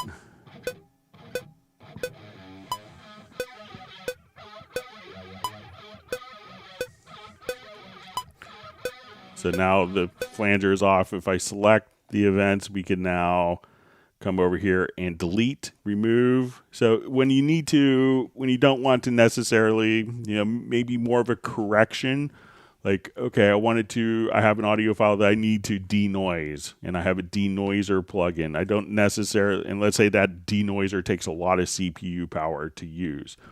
Instead of having it run as a real-time process, I could run that process offline.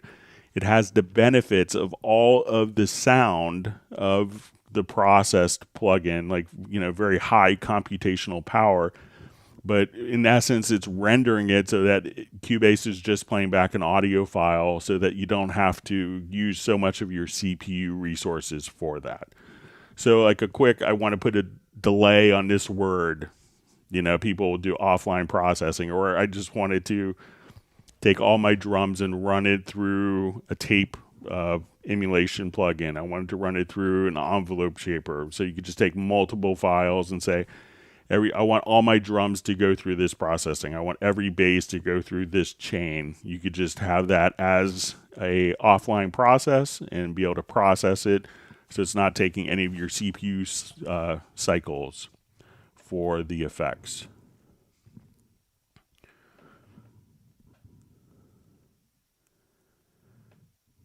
All right, you see that where Jeff Sabelski is, it's cold and rainy.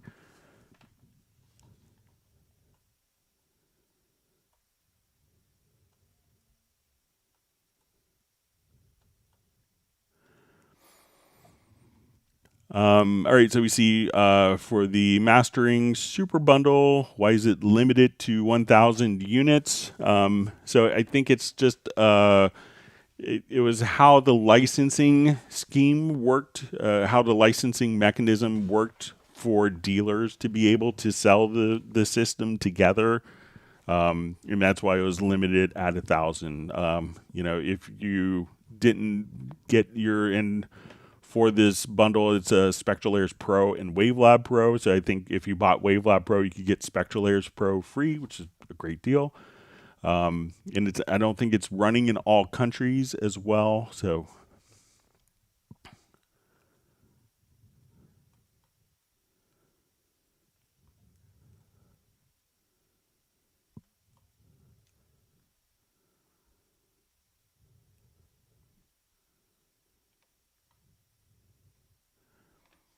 all right, my chat field just jumped. Let me find my spot. Thanks for all the great comments and questions.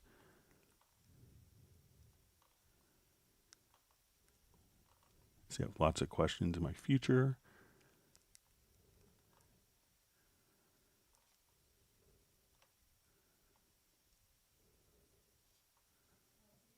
Okay, so I think I'm back where I was.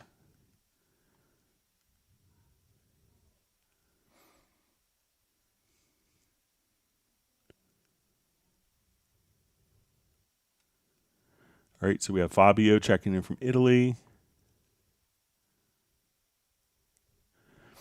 Okay, so we see, how do you get the notation screen, or is that in Cubase 12 only? I'm running 10.5 still until I can get Windows 11 capable processor and motherboard. So all you have to do, and this is in all versions of Cubase since I think since Cubase 1 on Atari. I know I didn't run Cubase 1, but I started with Cubase 2 on Atari. But they'll all work the same way. So all you have to do is, let me just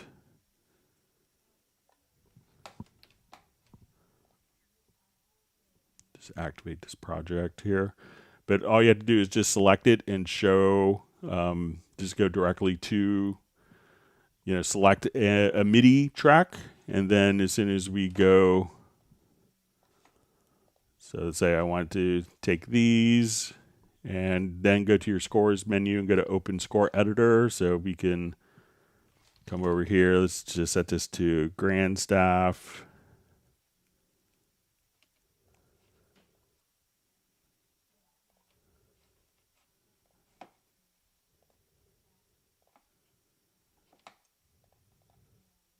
A couple quick interpretive flags here. So yeah, so all, basically all the versions of Cubase have scores. So really all you have to do is select the event. Sometimes the score menu is grayed out if there's, nothing to really look at in the score editor. But once you go to the score editor, then you could just say open selection. And at this point, you could just say, let's just look at this as our split point. And you could, just see everything in notation view. So So for over 30 years, so your Cubase 10.5 will have notation. It's quite capable.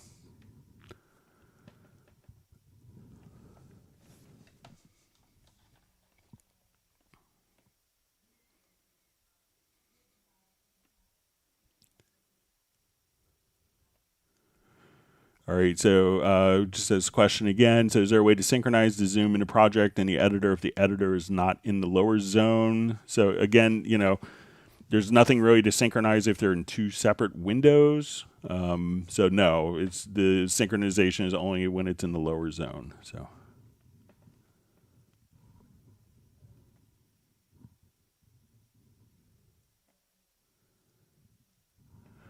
All right, so we see question, some news about the new version of Cubase 12.5, 13. So, realize that with the kind of the advent of a lot, months of development for, Apple Silicon processors and new licensing, usually we see kind of new versions, for years and years. It was around this time. And it was like a year life cycle. So, but realize that Cubase is only about 7 months old. So don't expect a new version like this time of year. There was a 12.05 maintenance release that was released last week, but no new feature, no new versions. Don't expect it to be kind of on the traditional timetable because of, it was 4 or, almost 5 months after the normal release schedule. So. And if we release a new version now, everyone would be mad saying that we're just trying to, use our customers to get money and we update too quickly. So no news to share. All right.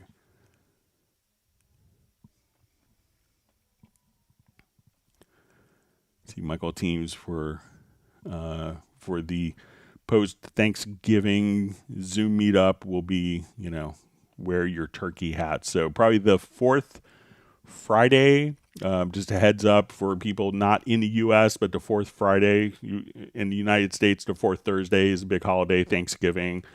So we probably won't have a Zoom meetup on that Friday. It's a holiday. So here in the U.S., and we get so few holidays at Yamaha, I try to take them. So just a heads up with that.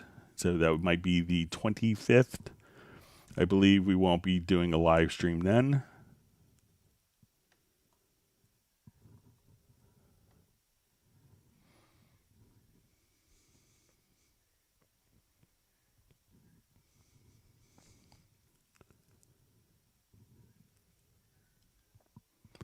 All right, wonderful to see Spike Williams joining us from Wales. And Jeweler the Rocket from Canada. Thanks for being on.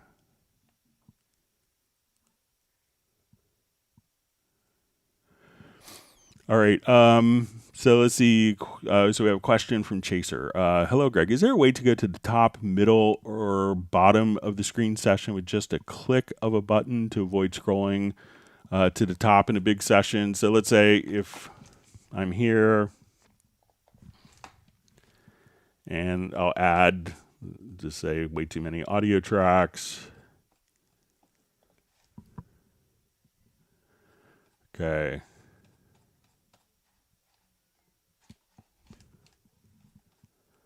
So let's say now I'm on audio track 78. Let me just bypass the. All right, so I'm way down here, and I have all these tracks way up here, and I don't want to always have to scroll up. So I think if you hit the home key on your computer keyboard, that will take you to the top of the project. So let's say if I wanted, so if I'm, way down here, I'll just go ahead and make the track smaller so you could probably envision it a little. So if I'm on this track and I want to go to the top, hit the home key and that will take you to the top right there. So you could go directly to top. So if I'm here, and so instead of having to kind of scroll ad nauseum, hit the home key and that will take you to the top track in the project. So give that a try.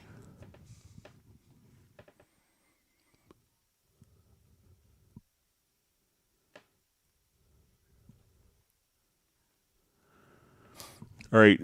So we see from Patrick, Greg, for the videos, and so his question is, Greg, is there a plugin in Cubase 12 like binaural panning, like need to pan 360 degrees upside down, left and right? Can I do that? Is there a way? Because I saw some third-party plugin does. So yeah, it really depends on. So let's say if we do a new project, so if we could do this with like doing Dolby Atmos work. So say I'll do new project, and I want to make sure first that my audio interface on the project, I'll just add a number of different audio tracks. And I need to make sure when I go to my project setup, which is Shift plus the letter S, that we're at 48K sample rate. So this is for kind of working with Atmos. And let's come over to our audio interface. And at this point, we want to make sure that our buffer size is set to 512 samples. That's a requirement for doing kind of Atmos work. And at this point, if you have Cubase Pro, we go to our project, and let's go to our ADM authoring for Dolby Atmos. We'll go to our setup assistant. So we can, so we want kind of 714, and we want to add beds as 712. Just kind of check everything. This will simplify your life when doing Dolby stuff. So now at this point, we have the renderer, and then at this point we could say we wanted this to monitor for binaural. And now when we go to the panner, now that this is all set up on the track, so we double click on the panner, and now we could just have your 360 degree panning. So if you wanted to rotate, behind you and do all sorts of fun stuff like that, you have the capability of spinning the object in kind of a 3D 360 degree spherical field. So again, and then once you're done with everything, if you wanted to render the Dolby Atmos, all you have to do again is go to your project and just say at this point you could export the ADM file, and that would be able to be translated across to whatever monitoring configuration is physically available in the Atmos. So yes, you could do it built in. You don't need any third-party tools.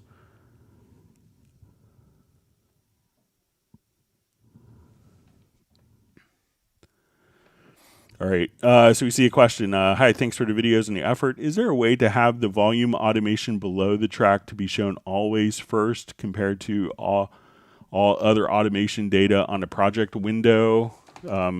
So, I think it may, so say if I'm here and I've automated a track, so let me just close the automation window here. So it may automatically, so I can come to this track and automate, let's say panning. So get to the fader. So I think it'll default to whatever information was automated first. And let's see if we now adjust volume, if that gets added below. So it looks like the volume will automatically get added to the top. Now, something that you could do also, if you hit F6 or go to the automation panel, if you wanted to, you could just say show volume automation on all tracks, or I want to hide all automation. So this way, if you don't want to see the other automatable parameters, you could just say, let's just click on, I only want to see volume automation. And that way, the volume automation will always be on top. So just a quick way of being able to kind of manage that a little better. So again, F6, and you could just say, I want to hide automation or show used only volume. So you could do stuff like that if you wanted to. Or I wanted to draw automation in for volume on all my channels. I could just one mouse click right there, and all my volume automation will be visible in all the volume automation lanes.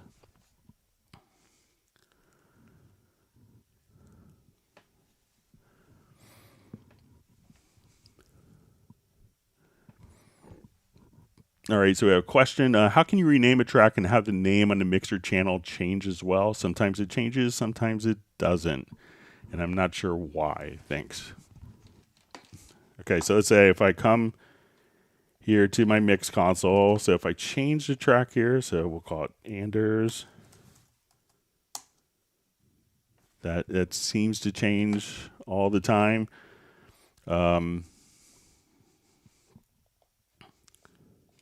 So if I just come here, we can see that there's kind of a direct correlation between renaming the track here and having it shown up automatically. Usually when I get this question, it's kind of like, okay, I have a file or question similar to this where, my name of the event is different.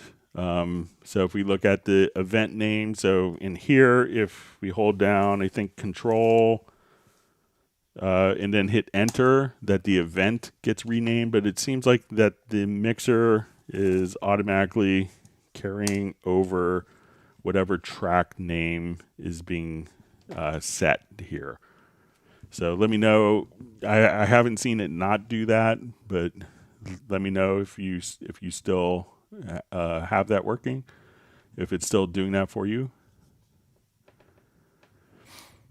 All right, so we see Nick is just saying WaveLab is awesome, by the way. Thank you, Greg. So Nick was one of the 5 winners. In addition to Jazz Dude, we have Steve Allen, Sable Winters, and let me just and Michael Teams that all won copies in our 250th live stream giveaway. So we're glad you're enjoying your WaveLab.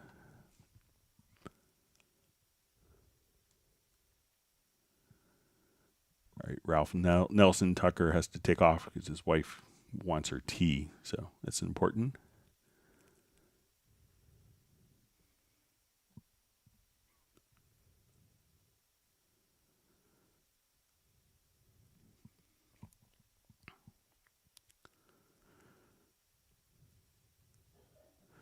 All right, so we see from Best Green Jesus says, my question isn't necessarily Cubase related, but how would one reduce true peak? Which plugin or what am I trying to do to drop the true peak? So, one of the things that you might want to try just out of curiosity is just normalizing. So I don't know if you tried this to see if this would kind of work, but you can say, okay, I want to normalize this. You can do it by peak or loudness. So you can say, okay, I want this to be -3, or let's make it something more.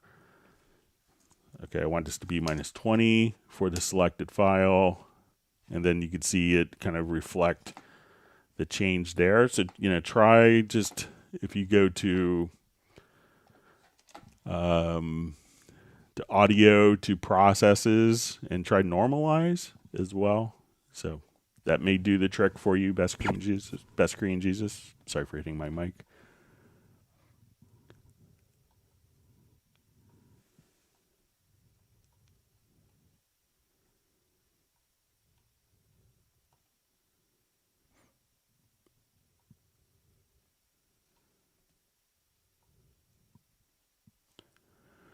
All right, so we see, hi, what's the best way to link faders into mixing besides making a group way or Q-Link? So I think, Q-Link works really well for being able to say, okay, I want to take these particular faders and link them, and be able to, have those automatically linked. So that works really well. Another method that you may want to consider is if you want to take these particular faders and let's send them to add a VCA track to the selected. So now I could just move the VCA and be able to do that, but I think the traditional linking works well, but VCAs are also just a great technique, especially if you have a lot of different effect sends that are being utilized as well, because this doesn't sum the different material. So, you could try a VCA if you don't want to link or Q-Link or send to a group.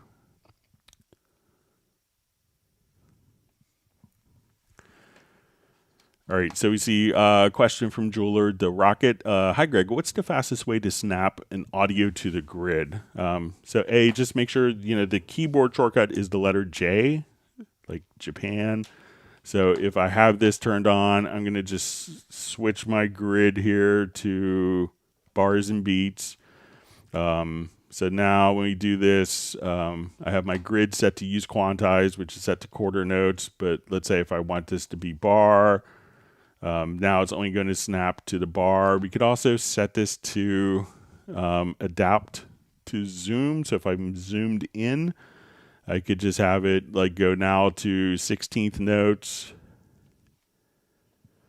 And if I was zoomed out, now it's going to, snap to bars. So, if I'm kind of zoomed in and want it to be more precise, that the zoom factor can change depending upon the zoom level, but just activate the snapping by hitting the letter J, and then you could also choose to snap different aspects of it as well.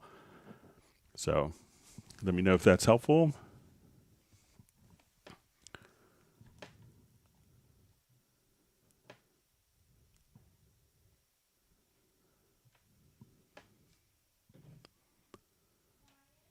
All right. All right. So we have a question. What's the best practice to comp multiple linear takes of MIDI, not cycle recording? I'll do 7 or 8 takes of piano, stopping after each pass to listen. Any way to comp without muting every unused take? All right. So let's go ahead.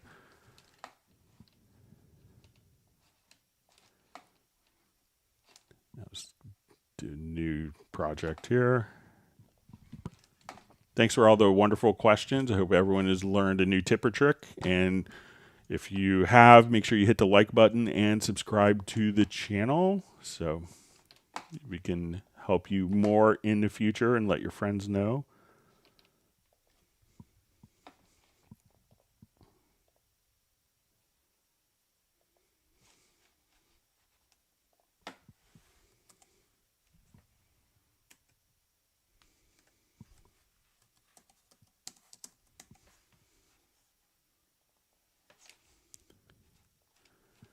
All right.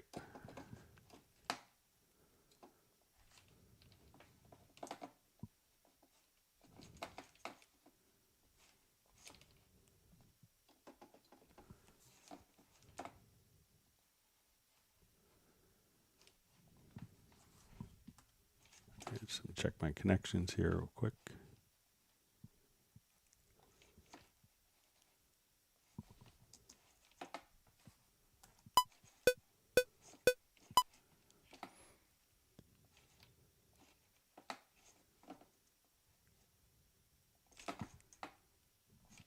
Seems like I should hear that. Just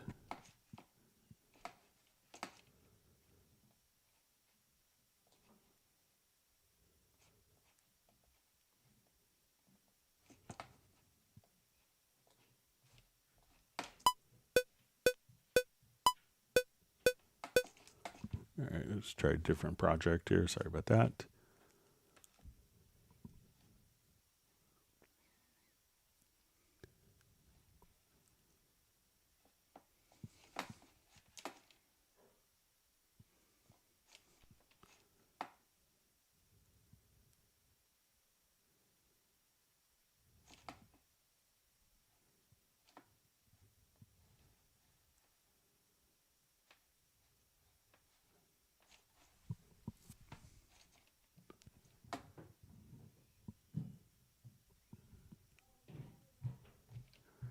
All right.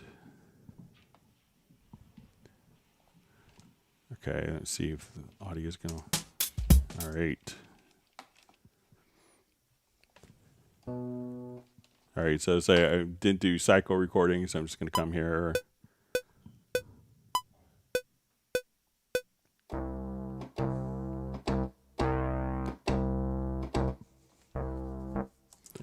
Okay, so let's say I'm just going to do a different recording. I'll just take the cycle off.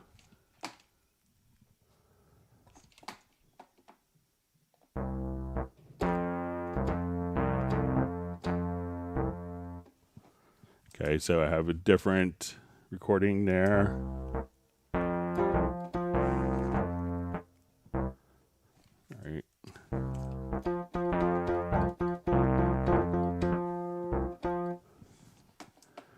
Okay, and all right, so we have kind of multiple things. I've now auto quantized. So we have these as different lanes kind of all overlapping. So let's say if I right click and let's see if we clean up lanes,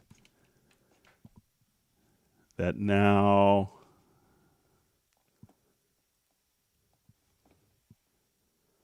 we could kind of select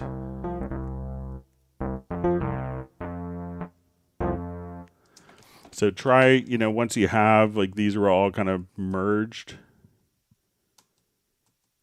on top of each other. So let's say these are all kind of playing together.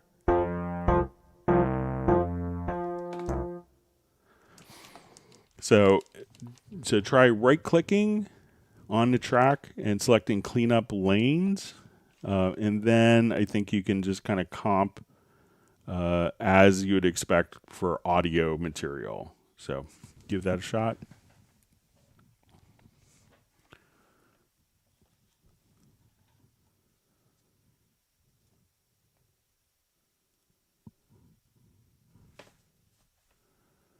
Okay, so we see Kerwin Young guy solves. It says he needs to be in the mix window with the control room panel open for the loudness section. Okay.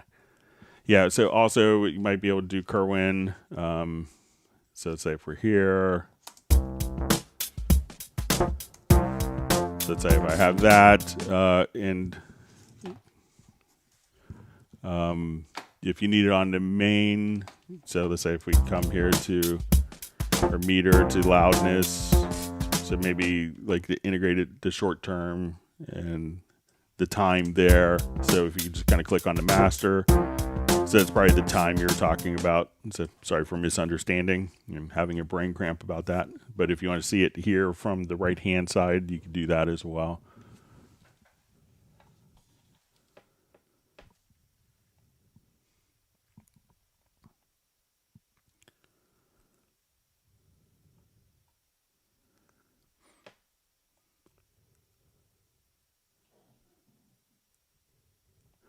Okay, so we have a question. How to pitch bend for MIDI notes. Okay, so let's say I have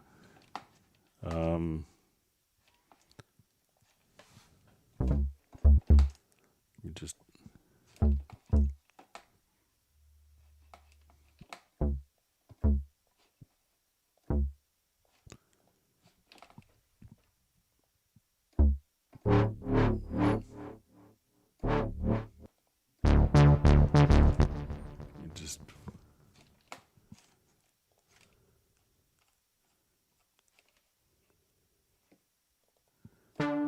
all right, so let's say we have, I'll just record a MIDI note here.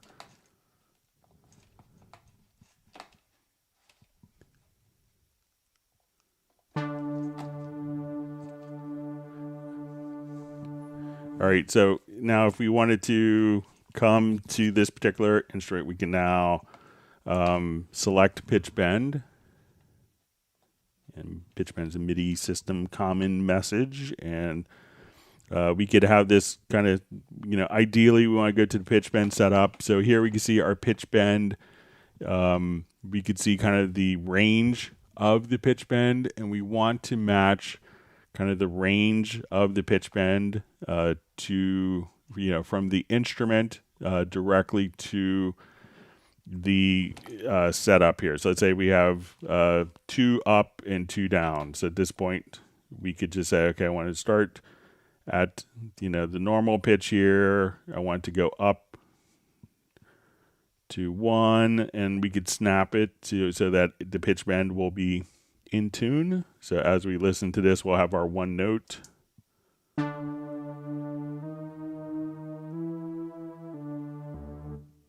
So you're able to kind of just have pitch bend, or if you just record pitch bend data in, you could just, you know, so if we don't have any pitch bend data, we could just take that particular note, and as we play and hit record,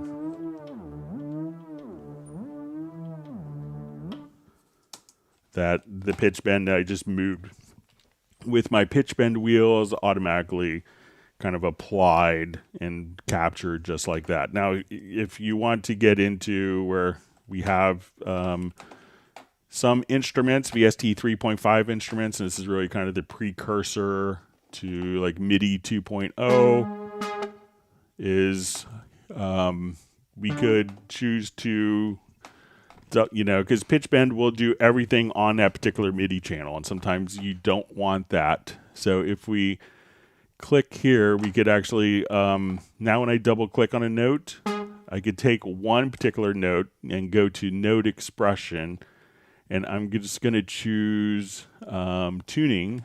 So now I could just kind of draw in particular pitch bend ranges here. So let's say I'll just take this off one shot mode.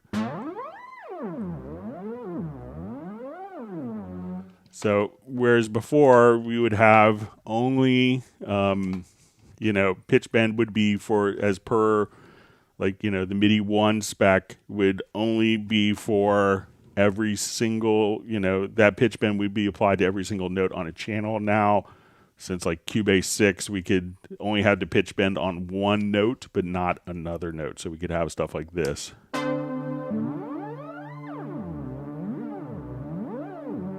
And not have to have those notes on separate MIDI channels. So let me know if that's helpful for pitch bend.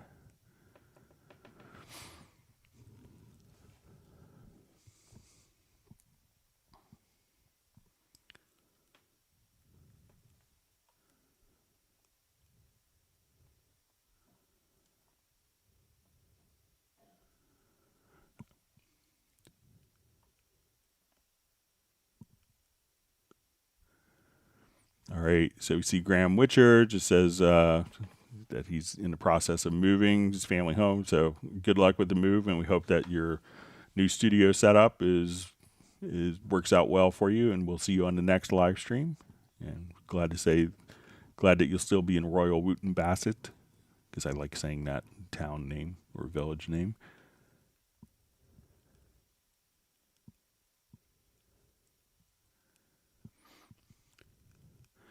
All right, so we see question. Hi, Greg. Thanks for sharing your Cubase knowledge. How do I get latency-free monitoring with FX, DSP, and Cubase 12 Pro? I used a Steinberg UR824 sound card. Cheers from Helsingborg, Sweden. All right, so with the 824, what you need to do is, I think this still will work the same way. So when we go to your studio setup, we need to activate direct monitoring. And I think the UR series, that once we have like an audio track that is configured, let me just go to my setup. So I'm going to come over here and I'll just add let's say we'll add buses to our inputs and outputs here. And I'm going to add, let's say, a mono bus, and we'll have that too.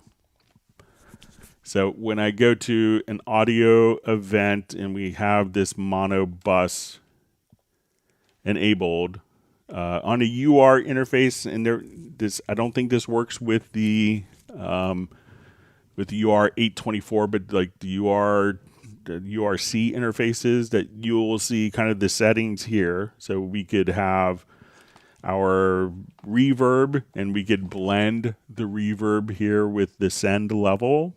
And we could also have, if you want to do like a high pass filter or, invert the polarity and have morphing channel strips. Now, the original design of the 824 is when you go into the standard standalone mixer and go into the input channels.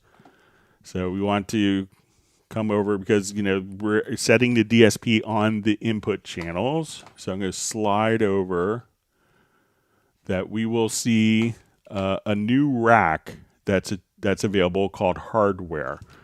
So once we go to the hardware tab, that this is where we could set up how much of this input we're monitoring. And if we wanted to change the actual reverb type and the reverb settings, we could do that. And if we wanted to add the morphing channel strip here, that we could just say, okay, I want to add the morphing channel strip.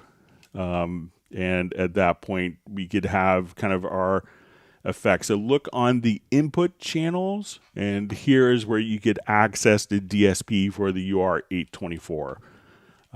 So I think that's where this is still done. There could be a chance. I think this, I don't have a UR824 anymore, but that at this, there's a small chance that you may see it here, but this may be for the UR24Cs. But once you have that input selected and it's set for direct monitoring, at that point you could access the internal DSP there. If not, go to the mixer and go to the racks and make sure that you have the hardware rack selected and scroll over to the input channels. And if you don't see the input channels, make sure that they're not turned off or filtered from view. And then under the hardware tab, you'll see all the settings for the DSP for the real-time effects when you're in direct monitoring mode.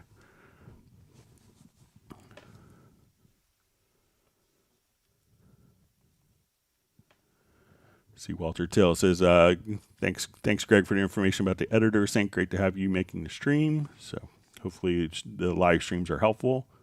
Otherwise, I've spent a lot of time over the last couple of years. So. See, Anders McCormack just saying, having a second monitor for Cubase was a crucial investment for me anyway. Saved so much time on workflow. So, all right. So we have a question: Cubase or Nuendo? What are the big differences? So we could think of, Nuendo is going to have more specialized tools. So I would say if you're doing music production, that they're probably going to be very, very similar between the two programs. What Nuendo is going to offer is going to be some more extensive Dolby Atmos support. So if you need multiple beds, it's going to have, it's also going to have more functionality for if you're working with dialogue replacement for films and TV. So it has, really, incredibly capable ADR workflows. It's going to have some additional sound design and kind of plugins and workflows. So I think there's maybe another 8 or 9 plugins that are available, randomizing and, making your voice sound like a robot, stuff like that, often used for game production. There's a lot of game audio integration with Wise integration. So if you wanted to use Wise game audio middleware, there's going to be some additional stuff for, we need to do a reconform session. We need to work with field recorder inputs, for audio field recorders for post-production. So those are some of the things in Nuendo that aren't in Cubase. Again, if you're doing music production, Cubase would be fine for you.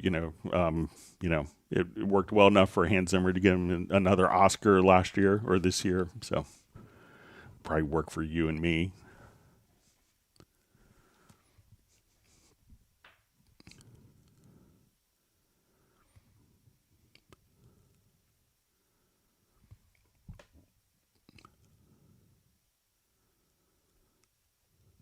Right.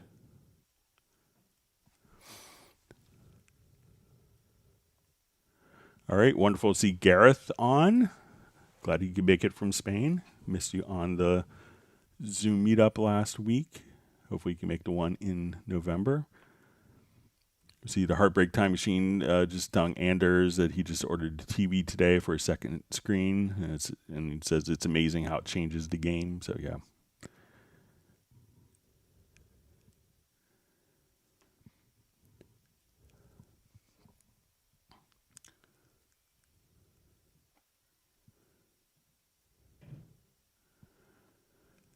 All right. So I just see from Soldier for Christ, Interments keyboard templates. So yeah, let me know if you want to make, maybe if you could let me know what you want to make with your keyboard templates. If you want to make keyboard shortcuts, or if you Or if you wanted to control a keyboard, that would be helpful. So maybe if you could clarify, we could probably get to it before the end of the live stream. All right, so we have Rude Screen checking in from Very Wet UK.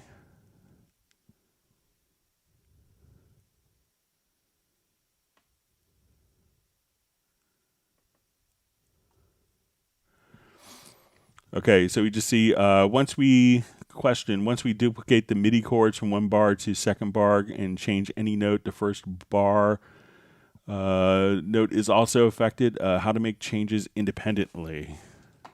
Okay, so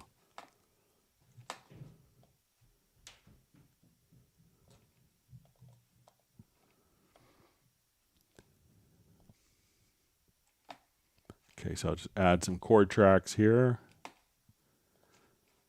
All right, so let's make it an E diminished, 7th, flat 5th. All right, so let's say we wanted to do this, and I want to make a copy. I was going to make a copy of this chord. So let's say now I don't want the 7th here. So it looks like that is kind of automatically. So, so again, I just copied it, holding down the Alt or Option key. I made sure that only the 1 is selected, and now I can say, let's make that an E major chord, and that seemed to work for me. So let me know if you're doing it a different way, and I'll just reread the question just to make sure.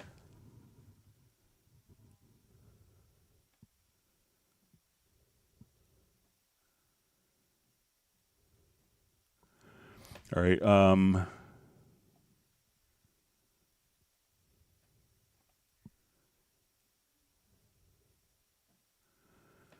Okay, so we see maybe a possible clarification. How do you create custom keyboard templates? So if you wanted to come to your key commands, any of the functions that you wanted to assign a key command for, you could select a particular function and say, okay, I wanted to open this up with this key command. So you could press any kind of combination of keys and assign it to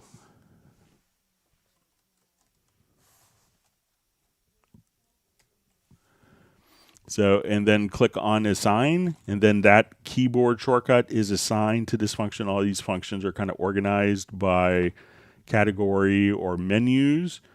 And then once we want to come over here, so let's say you want to automatically save that as a preset, all you have to do is click on the little save icon right here, and then you could give it a name. So you could just call it songs for key commands or whatever. So you could just at that point hit OK, and then that will show up as a template or a preset of all your key commands for you.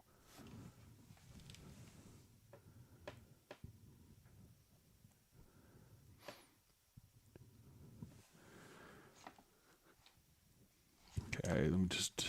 Okay, so we have a question. I see how to bounce a track in a project without exporting it outside of Cubase. So there's a number of different ways. One is I'll just revert this.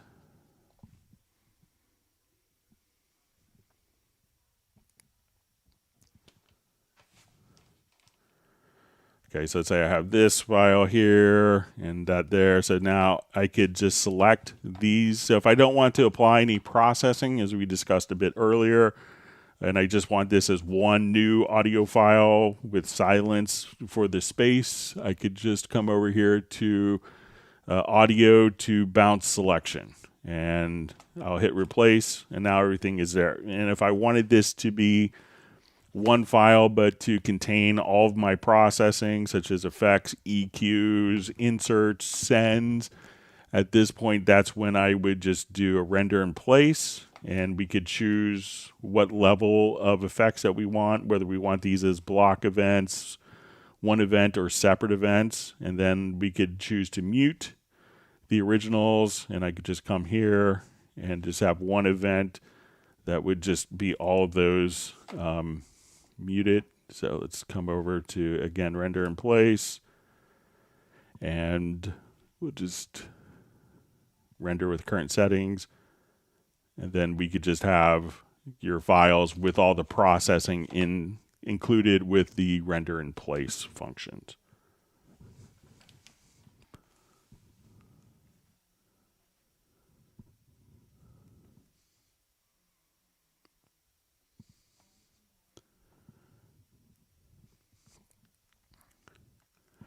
All right, so we see Filter Freak just saying rule number 1 in his world is never render MIDI to audio until you have completely finished a project or running out of ASIO MIDI rules. So yeah, and I think that's why it kind of like the render in place will, mute the track so that you could always go back and easily edit it if you need to, because it's a lot more flexible doing that in the MIDI domain than trying to do it afterwards.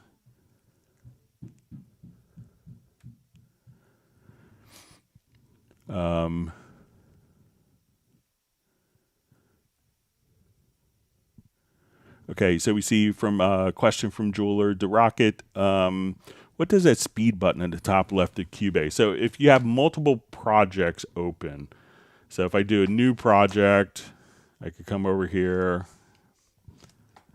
So it's probably this little lightning bolt. This indicates we can have multiple projects open at any time. Like but this orange illumination here, like the little lightning bolt, indicates that is the active project.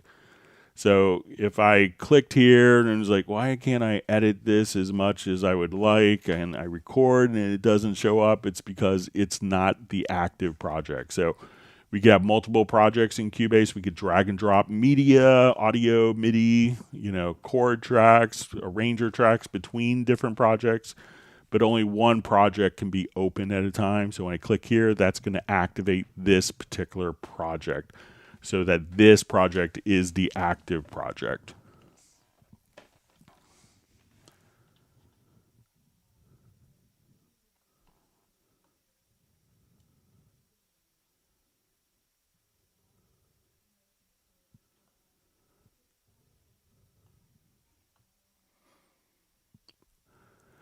All right, so we just see question. Do we have any functions in Cubase like Hormo chords? It's a plugin and lists the chords to give it to collaborators and other artists. So, Cubase has a chord track and is probably the inspiration for every other DAW, wanting to, work with chords. So as we could come over here, let me just open this up again here real quick.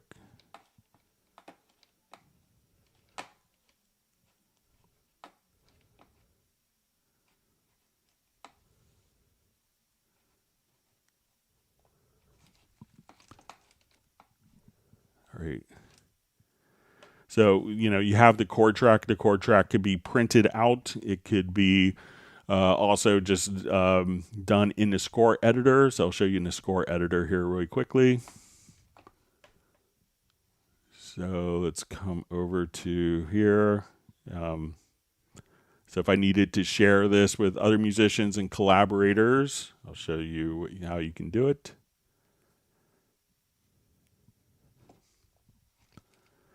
All right, so I'm going to take the guitar part here, and I'm just going to drag this to the chord track. All right, I'm going to make a blank instrument track or MIDI track, doesn't matter what.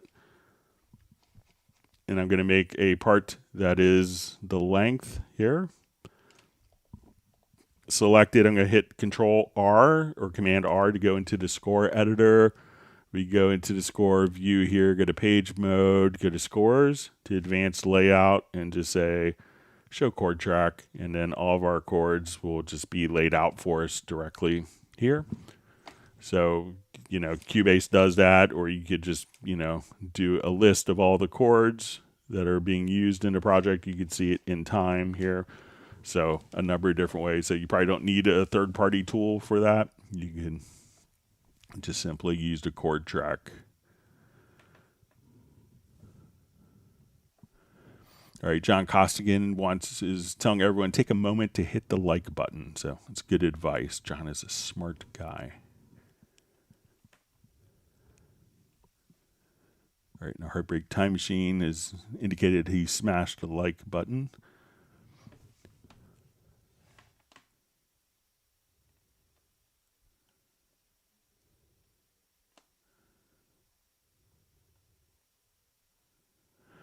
All right, so we see, hi Greg, question. Can we add more than 16 MIDI channels output to save CPU? I'm trying to open one instance of Contact and adding several MIDI tracks.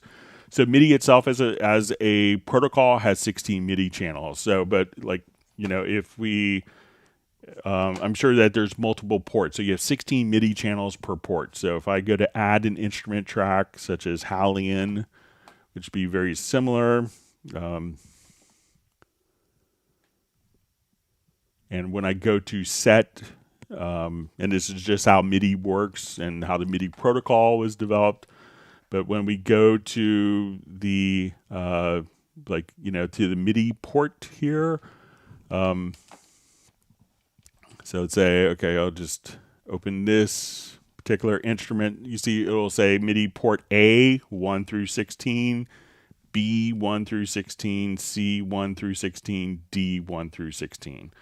So if you need more than 16 MIDI channels, you know, probably the instrument has the capability of multi-ports, and each port would contain 16 MIDI channels. And this way, because, you know, if you take it to a piece of hardware and you say MIDI channel 17 just doesn't exist. You know, it's like, you know, so it's just, you know, like a TV channel that you can't get on your TV. So nothing will be able to see it. So just use, you know, so I'm sure Contact has something similar, but at this point you could just, you know, so there's only 16 MIDI channels available, but you can have multiple ports of 16 MIDI channels.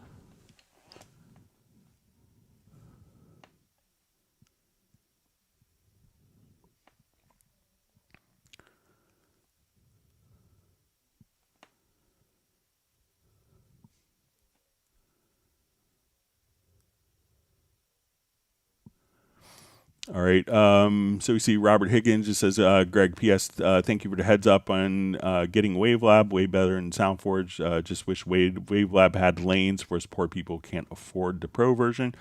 So I think you could do, 3 tracks or maybe 6 tracks in the montage editor with the Elements version, or if you have Wavelab Cast, that I think you could do like 4 or 6 tracks within the montage. So check that out, you know, and I believe that Wavelab Pro has unlimited tracks in the montage.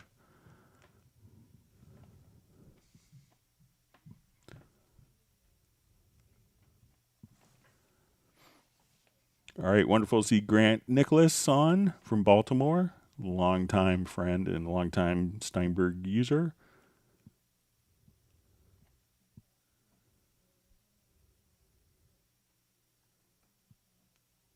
All right, great to see Madge Deepers on from the UK. Hope you're doing well. Thanks for joining us this evening for your time.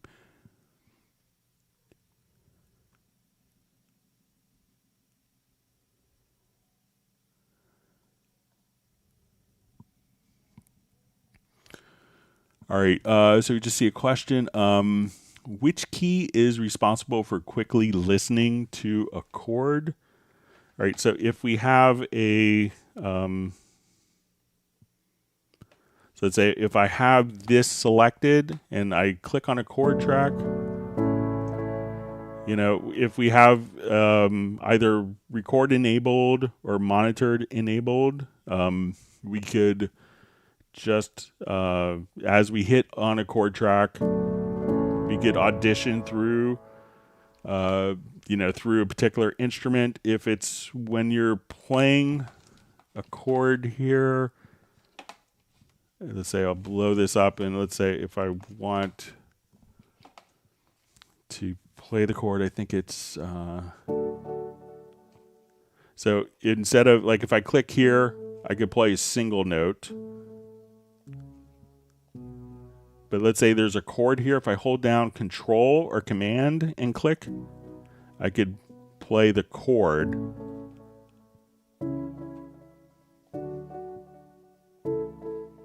but just selecting a single note without holding down Control. I just hear the single note, but holding down Control or Command and clicking on the note, it will play the chord. So if you have like multiple notes, you can just click here. So let me know if that's what you mean. If not, just let me know.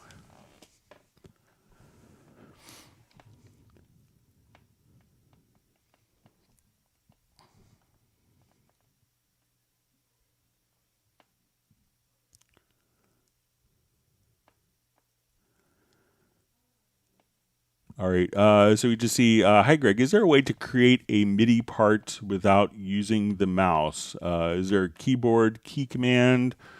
You know, so I know something like if we had, let's say between left and right locators, you know, you could, you know, and this is using a mouse, you know, really all you have to do is come and, you know, if you record, let's say if I'm here, if you don't want to use a mouse, I could, you know, play, record, and the event is automatically created for you. So anytime that you record, the event, you know, of that is containing the MIDI information, you know, is created. I know some people don't want to switch to like a particular tool, like the drawing tool to add, but if you double click between the left and right locators on a track without having to switch tools, you could just simply, that will create an event for the left and right, between the left and right locators on the track and where you clicked on horizontal or vertically.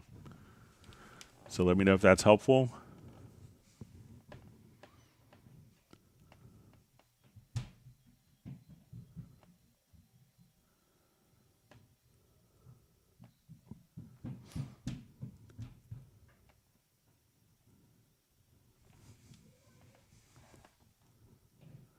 All right, so just seeing Anders at hitting F3 to open up the mixer, never takes it back to the same spot for him.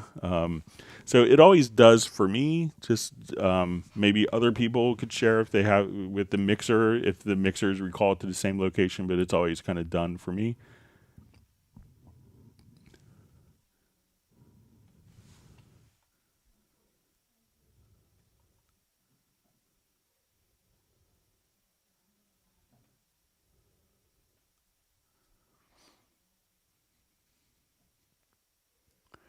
And we see Anders is just saying, just in our point, it just says it's part of his process now. Turn on Cubase, load project, F3, then move mixer, my startup routine. So, you know, maybe if you start with a template where the template has the location stored on the second screen, even if it's, you know, you don't have any tracks in the template, you know, maybe you try that.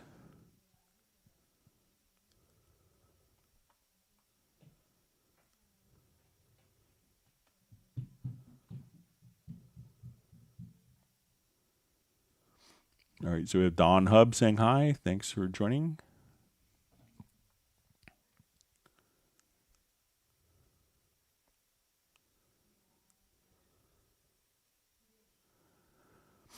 All right, so we just see a question.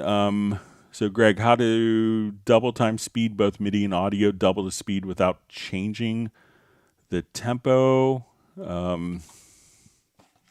You know, so audio is going to have to be kind of processed, but let's say I'll just do, let me jump to a different project here.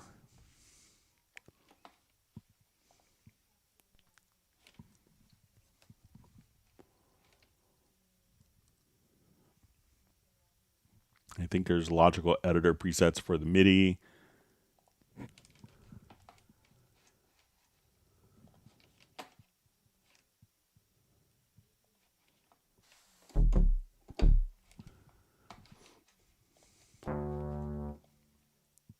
All right, so I'll just quickly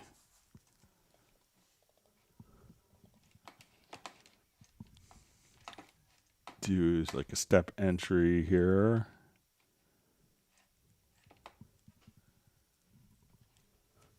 All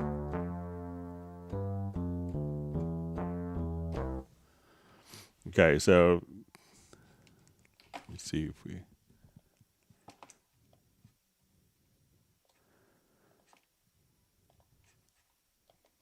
Okay, so let's say, we play this.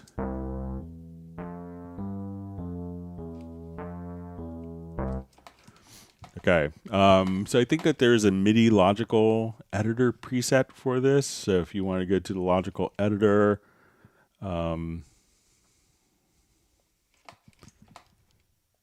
I think there's a factory preset of musical, maybe under musical content.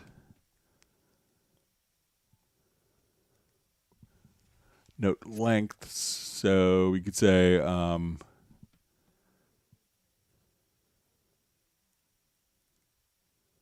maybe under note positioning and quantize.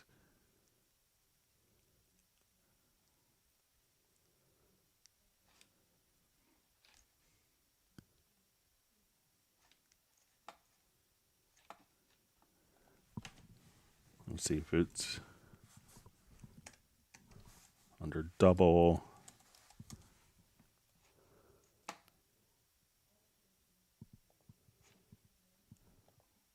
So yeah, so if we wanted to come here, just running, and I'll show you so it's just double tempo. So let's say if we come to, and we select MIDI, and let's go to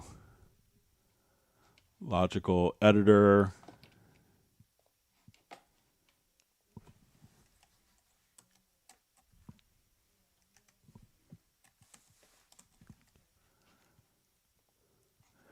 So at this point, we can say transform. We want to take both notes, equal and unequal note, and change the length and the position and divide by 2. So now we listen to it, it was quarter note.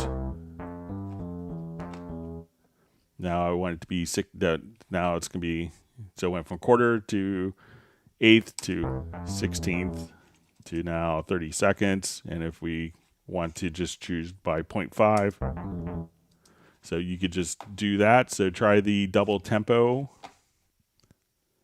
and you could do that for MIDI. So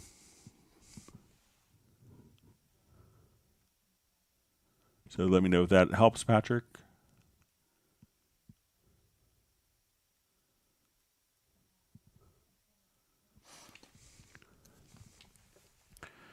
All right, so we just see, hi Greg, I have a project with MIDI and audio tracks with different insert effects and faders. What is the most efficient way to convert that project to all audio tracks rendered with inserts and faders? So if you have a number of different tracks, it's, an easy way of doing this. So let's say, let me just go to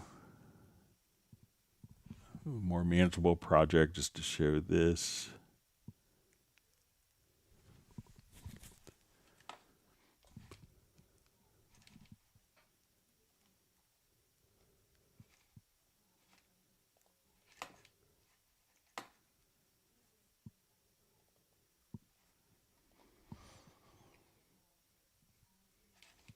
So let's say, we had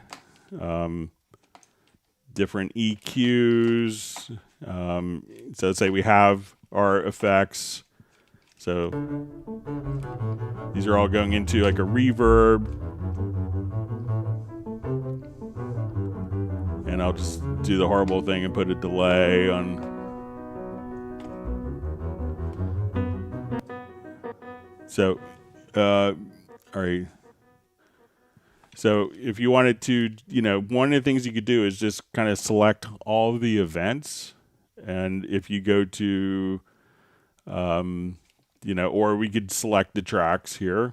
An easy way of doing this is just to select the tracks and go to render in place. You can go to render settings, and here you could choose to, mute the source tracks or disable the source tracks. So, and we'll do the complete signal path, plus if we have master effects, and we'll do these as one event. And now I could just say render, and it's going to go through and render all of the effects. And if I don't choose mix down, sorry about that, my error. So I could just take these and again go to render in place, and I'm not going to choose mix down this time. And we won't give it a specific name.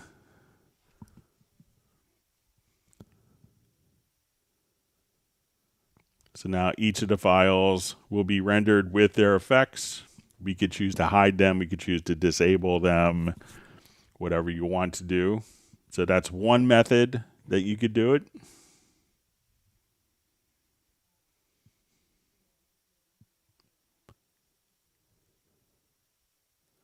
And then we can see that, we have those tracks that are disabled. So, or you could go to File, to Export Audio Mixdown, select Multiple, and you could choose, okay, I want to take all my audio tracks. I want to include all of my effects, inserts and EQs. I want it to be dry. I want it to be my sends, my master effects. And then at this point, you could create a new project directly from there. So that way you could kind of burn all the effects and create stems just that easily. Either render in place or just doing the export audio mix down and choosing to include, select multiple and then choose which level of processing that you want to utilize. Thanks for all the great questions from everyone.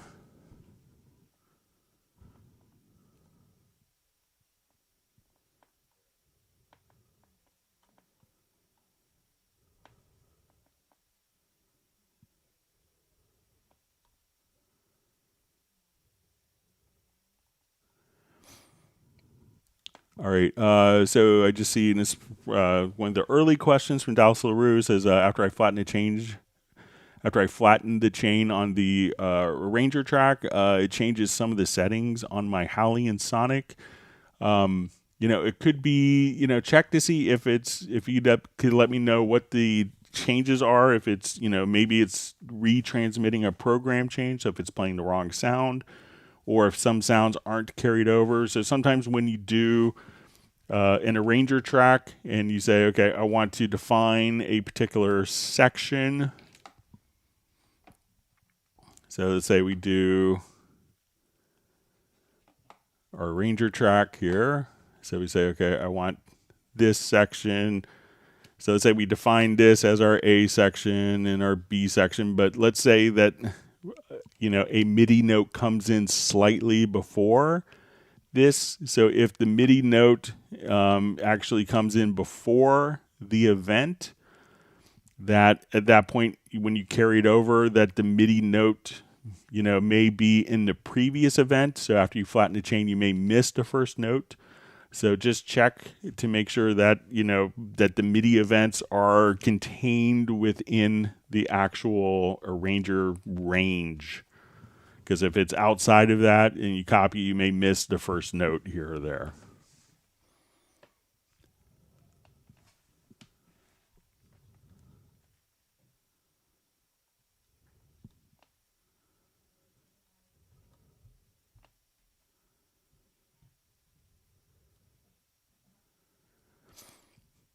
So Anders McCormick asks, how does Greg know everything about Cubase? Surely there has to be a question that will catch him out. I'm sure the very next question I'll look like a big dummy. So, all right. So I probably just gotten asked more questions on Cubase than many other people have. So, especially kind of doing it live. So.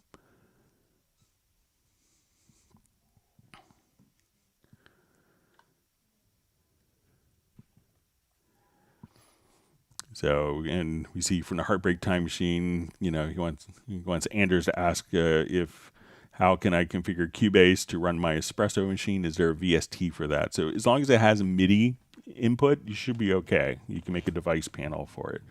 But I haven't seen many espresso machines that has a MIDI input. So.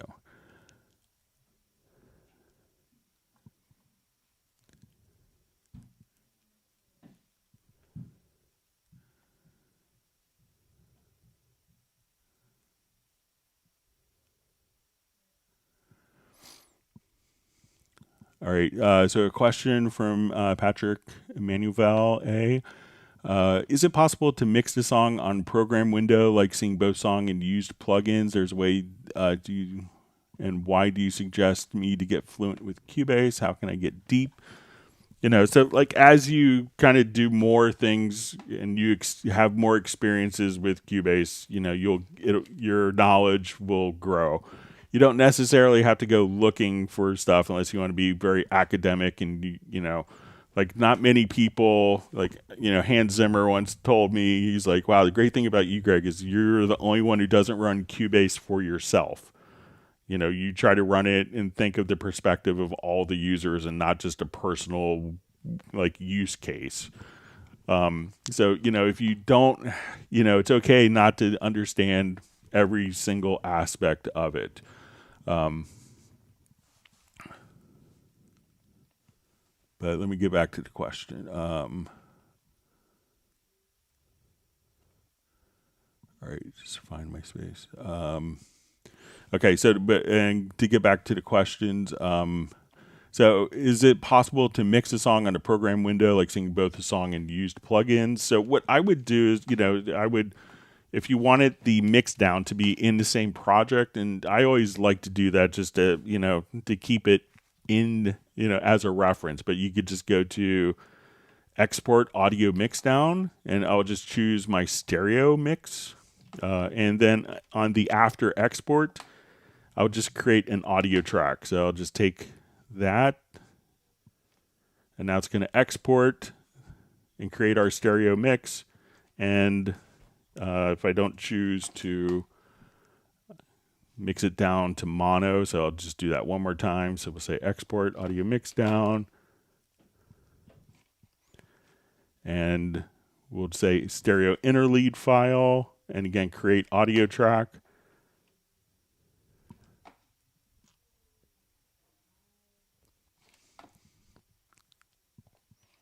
And we do that. Then we have our mix down file. And then like while you're listening to it here, you say, oh, I really want to change the reverb on this. You can now go to the send and say, I want a little less reverb here.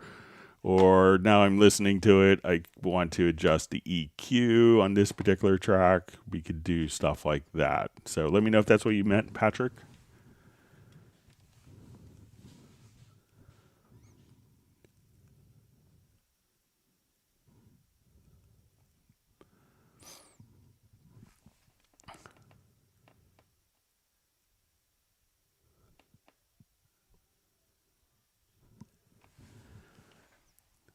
Let's see. Anders just asking, how do you reply to someone if you can't even type the letters in their name? So yeah, I'm not so good with different alphabets, unfortunately, and that's why some people I don't try to pronounce their name because I'm sure it'll it's doesn't I don't understand it. So.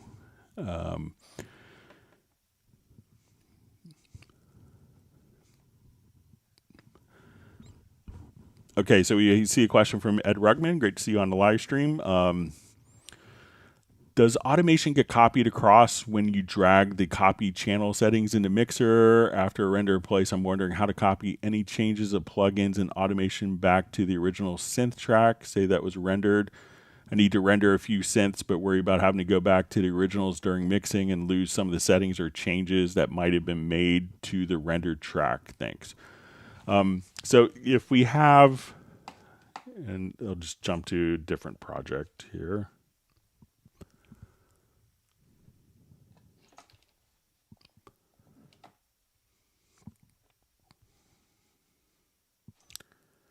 Okay, so if we have a number of plugins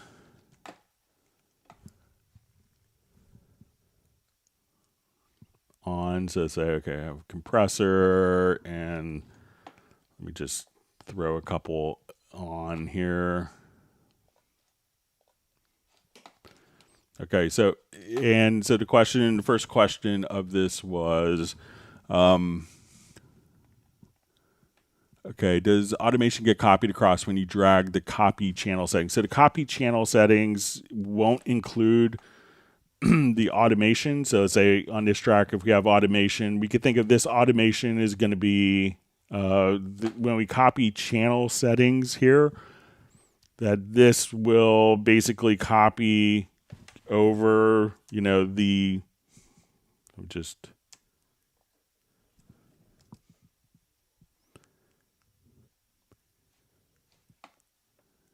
that's going to copy over like the channel EQ and the plugins, but it's not going to necessarily let's see if I get my modifier key right.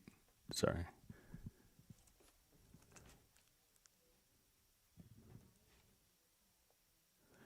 So as we copy all those settings over, so when we do that, it's not going to copy the automation. So the automation is kind of at the track level, and this is going to be at kind of on the mixer setting. So it doesn't copy over the automation. And kind of further,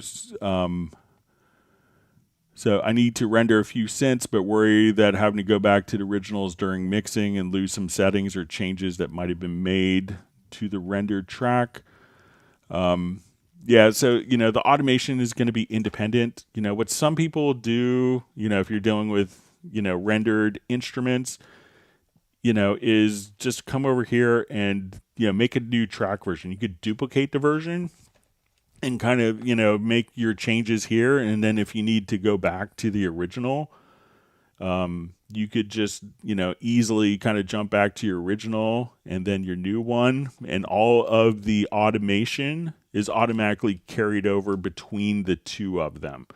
So you could have different media here, but the automation can be exactly the same. So maybe if you experiment with working with the track versions, because the track versions will retain the same automation, but it's just going to be kind of the parts that are different. So maybe Ed, work with that and see if that makes sense for your workflow.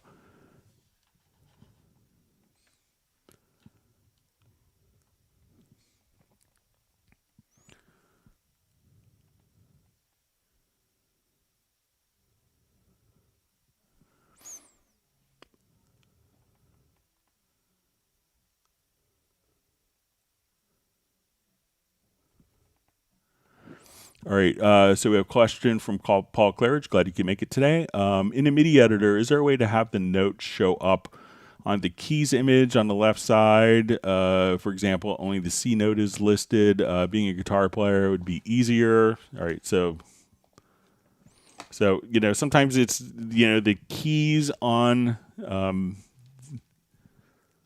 let's say on the piano roll editor are really kind of more of a reference for like, what octave it is. So, but if you're, if you want to see what the actual notes are as you kind of draw in, so we see these labeled, and that's really kind of just to give you like a sense of what octave you're in. But anytime, if you kind of zoom in to a certain amount, so let's say we're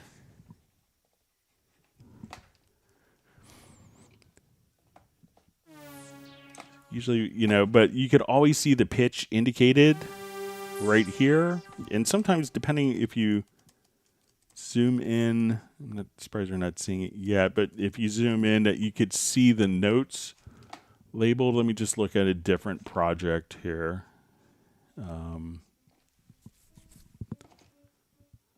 But maybe if you change the vertical zoom by holding down Shift G and H, let's see, I think it should show up.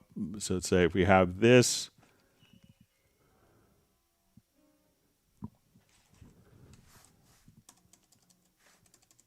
and maybe I just kind of turned it off somehow. Let me just.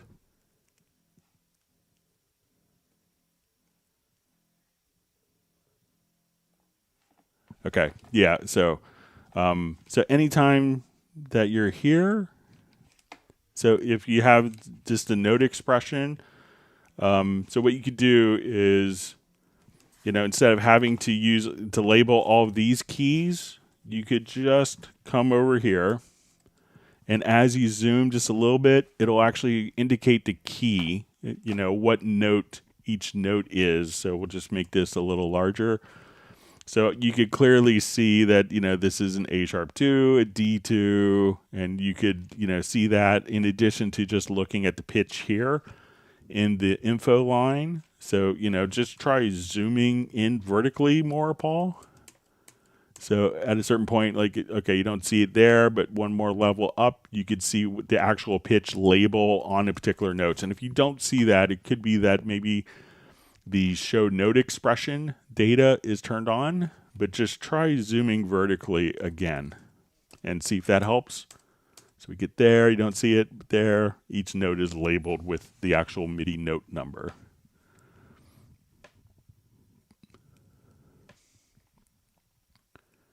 See how we're doing on time. Seems like we got a lot of questions in today. Thanks for all the wonderful questions.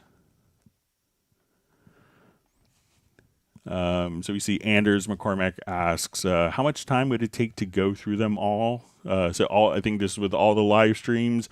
So I think if you watch all the live streams, it's about 1,620 hours or so. So it could keep you busy. So.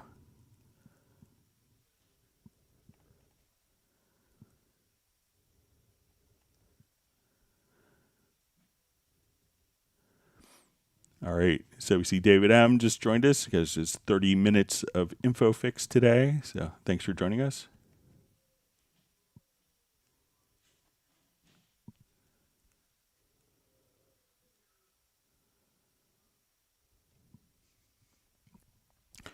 Okay, so we see from Patrick, Greg, I need to copy automation to different positions on score. Like on first bar, it comes on the fourth count, but in the eighth bar, it should be on the second count. What's the purpose of the logical editor? What can it do? All right, so let's say we had, so the logical editor is, will allow you to set up conditions. So let's say, all right, so let's say we want to come over to, let's say, main volume. Okay, let me just draw in volume on one measure here. Okay, so we have this as our volume. So if I want to go to the MIDI logical editor and let's say extract that volume, I could say, let's come over here and I'm going to remove. We'll start scratch, and I think we could choose to, and we could extract it to tracks or to lanes. So this is all one container, which has all the data. So we could say, I want to, we'll take CC7. So we're going to take type is equal to controller, and our controller, we'll say value 1 is going to be CC7 for volume. Okay.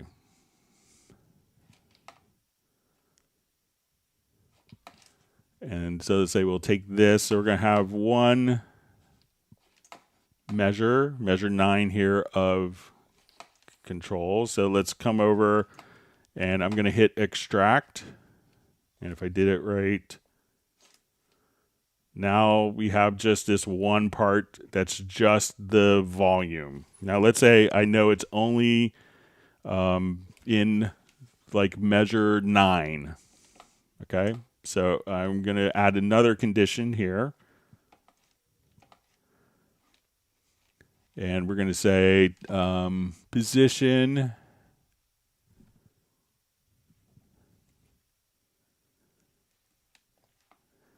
is equal to measure 9, or we'll say inside.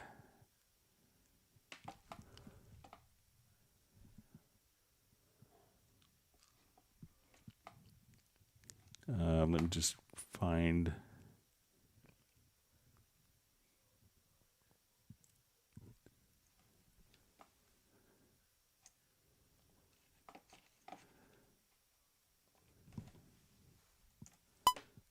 So I'm going to come here and we'll say it's inside 9.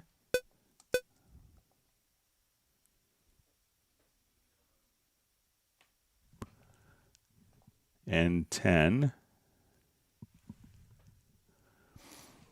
Okay, so now we can come over and say, okay, I want this automation here. So this MIDI CC, and let's go ahead and extract this to a new track. Now I could also just extract it to a lane.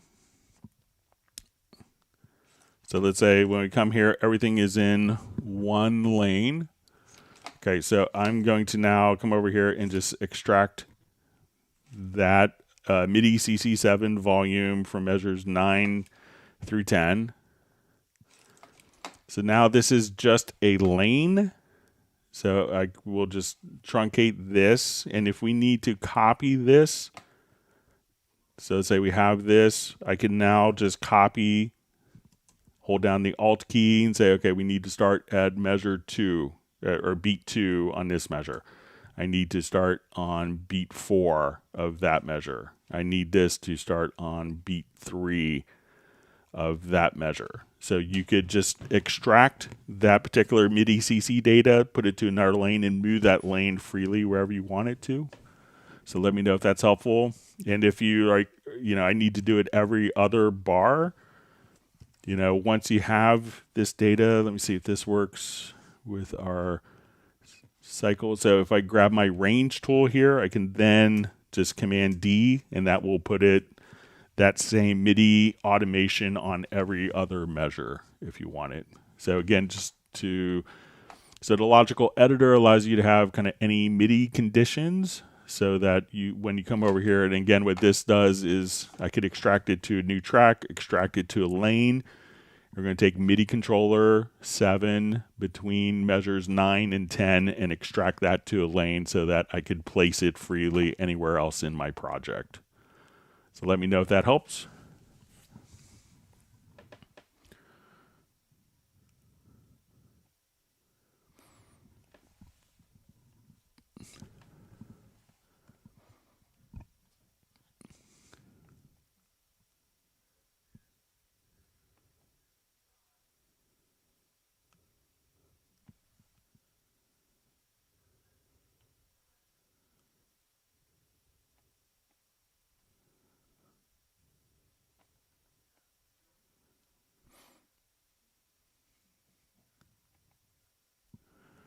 All right, so we have a question. Can you demonstrate how to quickly make an existing MIDI track into a new take so you can keep the original but edit new take? So really all you have to do, so let's say I have this and I wanted to edit the original and not have any impact on these. So I'll just erase some of these. So let's say I have this event. So what you could do is on the name, click to the right, say duplicate track version. So now I could come here, make all sorts of horrible edits and say, oh, that was the worst decision I've ever made in my life. I need to move notes over here. So, and then, I want to immediately go back to the original version. I could just come right over here and be able to always have that version. So again, you could just quickly navigate, and so just click here and duplicate the version, and then you could have one as an edit play around version and always have the comfort and knowledge that the original is intact for you.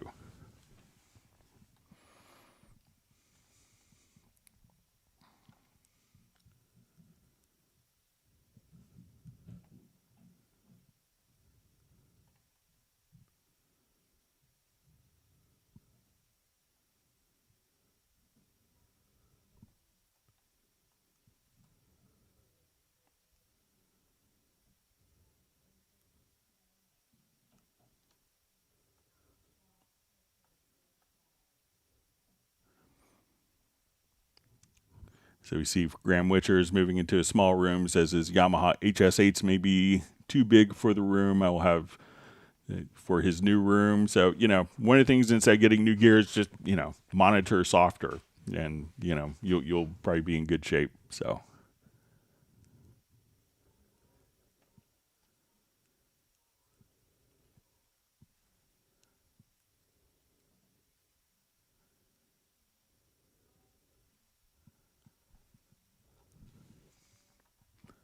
Sorry, my chat field just jumped on me.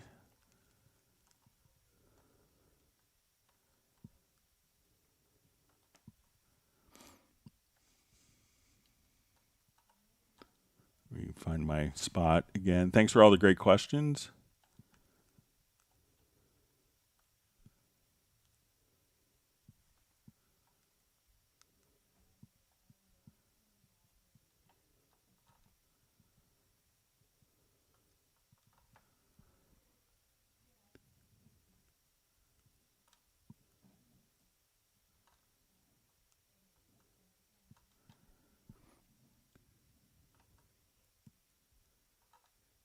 All right, just trying to find my... All right, may have lost some questions. I'm sorry about that. All right, so I think I was so many questions that I may have lost a couple, so I apologize. But we're going to start at questions asked at about 2:55. So my apologies. Try to catch up.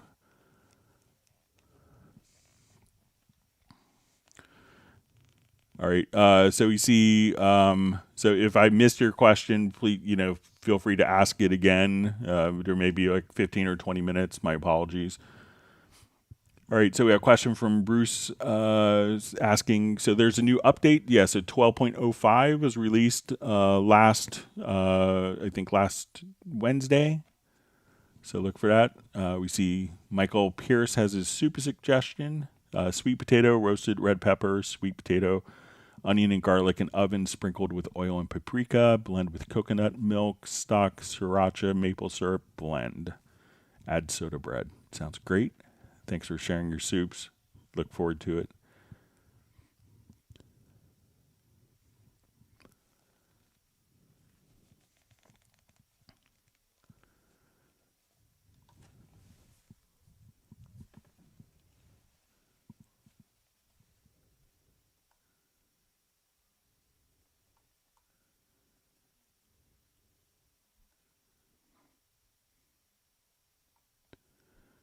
All right. See plans for Christmas get-together Zooms. So maybe we'll try to get something going.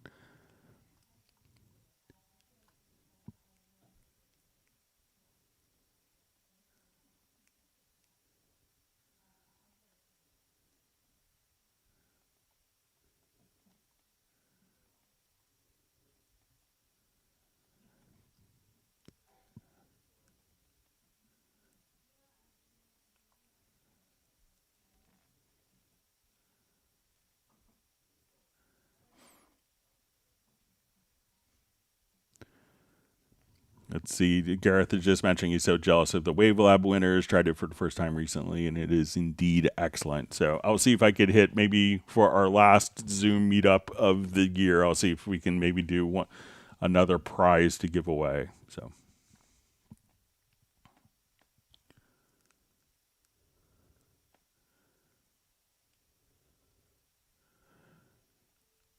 All right.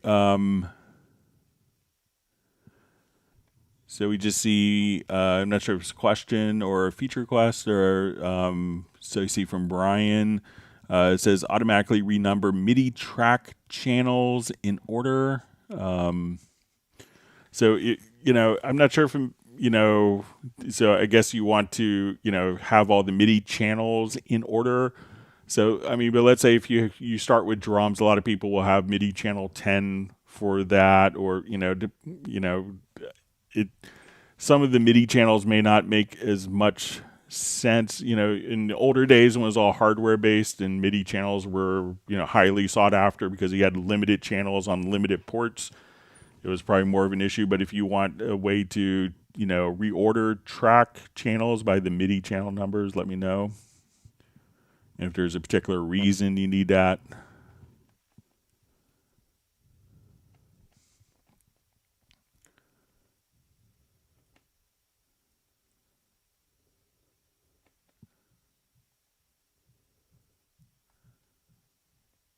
You see people wanting a Cubase user convention, so maybe we'll try to do something for Christmas.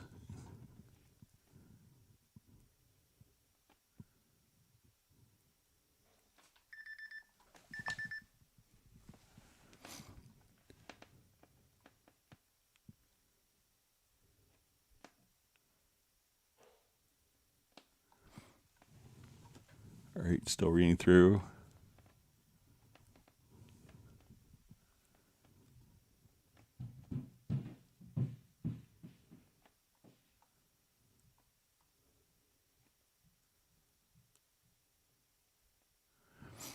All right, so see, maybe Michael Teams, let me know if you didn't get an email from Steinberg on the Wavelab. But you should have gotten an email. So if you want to check, it may have come from on last Friday, like probably during our Zoom meetup. So check there. I may have a copy of it. If I have I think I may have been copied in on the email. If I do, I will resend it to you.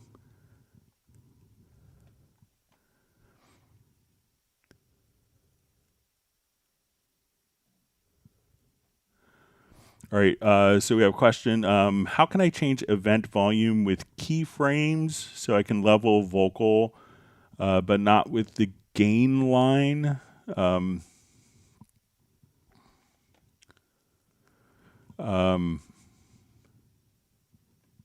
So when you say with keyframes, so let's say if we're doing this, so if you don't want to do it with the gain line here, I mean, you could...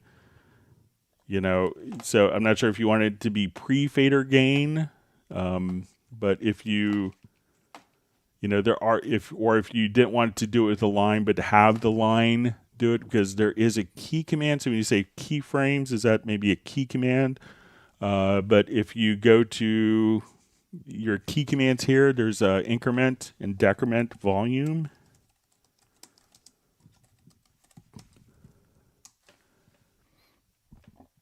Let me just, might be under, so you can increment and decrement volume. So you can see the increment, decrement, and this is a key command to do the same function as right here. So if you wanted, so that would just be a key command to take it up 1 dB at a time if you wanted to do that. So you could also do it with automation if you wanted to, but if you don't have any automation in the track, there's nothing to take down or up by like a dB or so. But again, if you go to your key commands, if you want to do it, when you say keyframe, you go to audio, there's decrement event volume and increment event volume, and that would do that. It would still trigger the line, but it would do it with a keyboard shortcut. So let me know if that's helpful.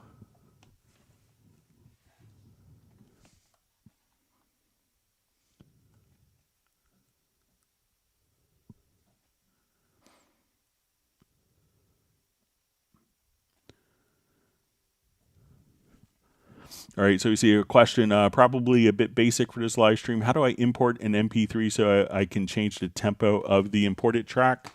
So all you have to do is come over here and you'll see File menu and go to Import an audio file. And at this point, you could select an MP3 file. And once you have, just like doing a standard wave file, and at that point you could do, put it into musical mode, speed it up, slow it down, time stretch it to automatically, change the tempo of it, John.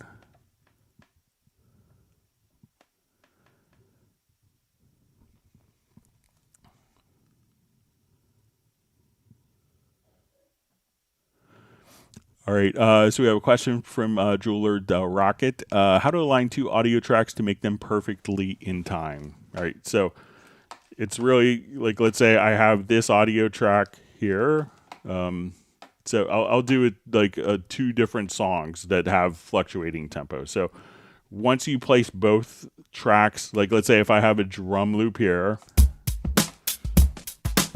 and we're at 100 beats a minute, and I wanted to take a different drum loop.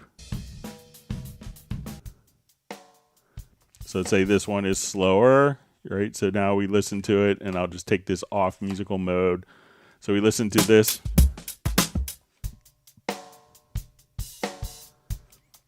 So once if the audio file has like its tempo, like all the loops that you have here, any file you record in Cubase will be tempo stamped. You could just come right over here and place that into musical mode. And now if I just turn on my click and we start from the beginning.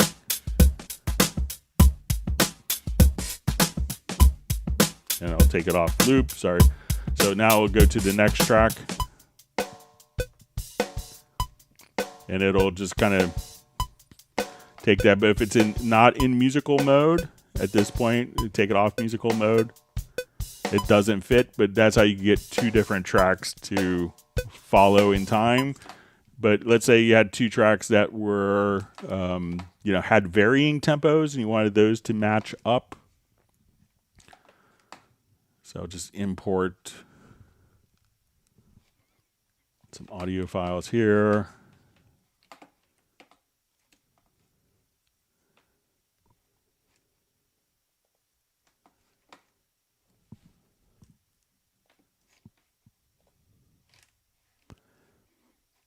Okay, so we'll put these on one track.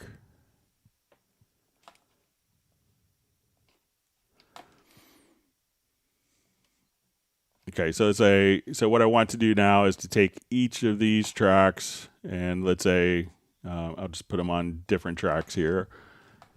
So we'll listen to this. There's a parade that's inside of your soul. And we'll listen to this.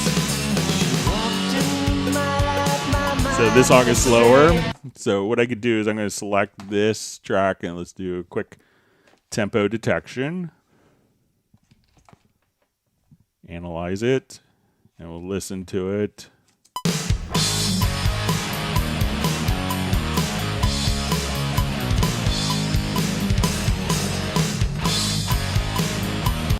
All right, and then I want to select this, and we'll do tempo detection of this file.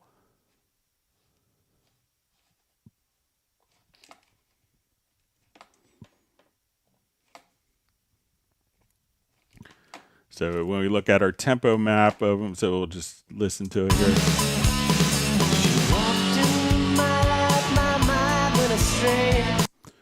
Okay, so now we have kind of two different tempos. And I'm just going to quickly kind of find the downbeat here.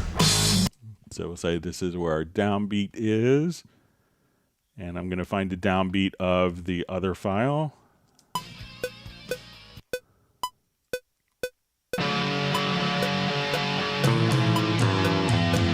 Okay, so we'll just... Okay, so we'll put our signature here.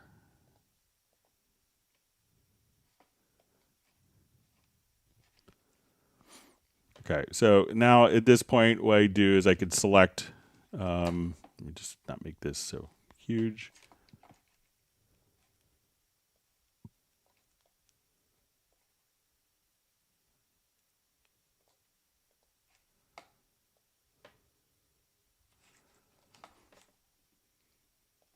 I'll take this file, and what I'm going to do is to embed the tempo changes of both files into them as metadata. So we get audio to advanced, and we set definition from tempo. So we'll do that for both files. So now if I wanted these to, let's say this is roughly...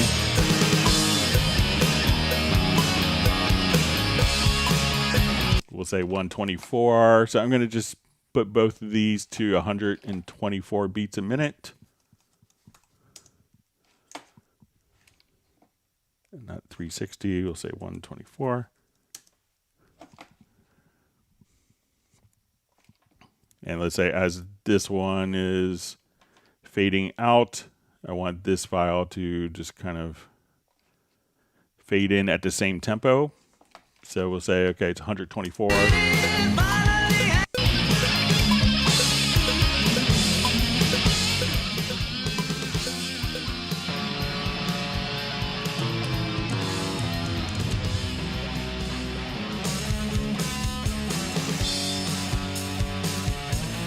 So now they're both stretching every single beat to play the same tempo. So let me know if that's helpful.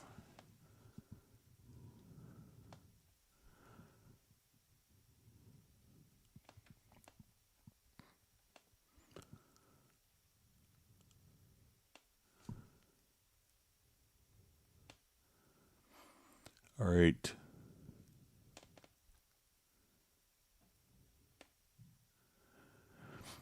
All right, so a question. Hi, Greg. Can I mix remotely using VST Connect? I'm using a laptop and remotely controlled PC in my studio. Thank you. So you could do it because it's going to send a high quality audio. So VST Connect isn't going to allow you to do the screen sharing and screen control. But if you wanted to, monitor a computer and have a high quality audio stream, it's not going to necessarily be in sync with what you see. But if you realize that you're going to have latency by the time you make a change, and you understand that kind of going into the process, the intention is to capture and record the audio, but you could also stream it. And if you have, something like, Zoom or TeamViewer or maybe even Google Meet, like for a screen sharing kind of situation, you could do that as well, but it's not really the design intention of it. But it will allow you to get the high quality audio from one computer. And if you're able to remote control that computer, you should be able to help.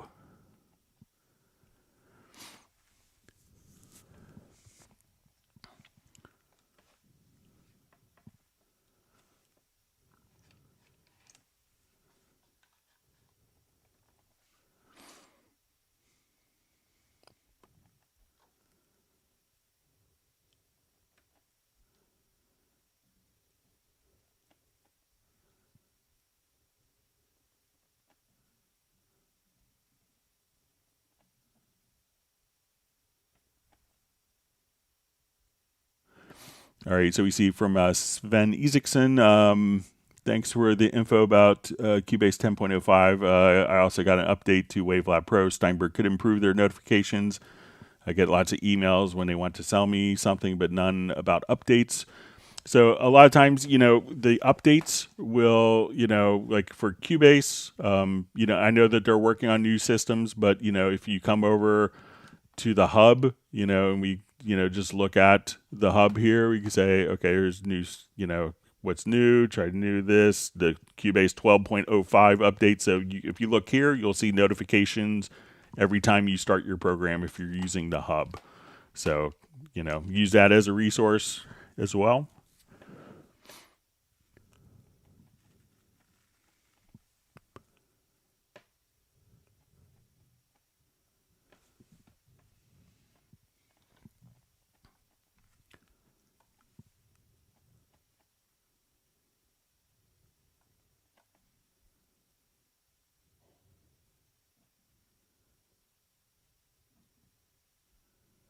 All right, reading through comments. Thanks for all the great questions.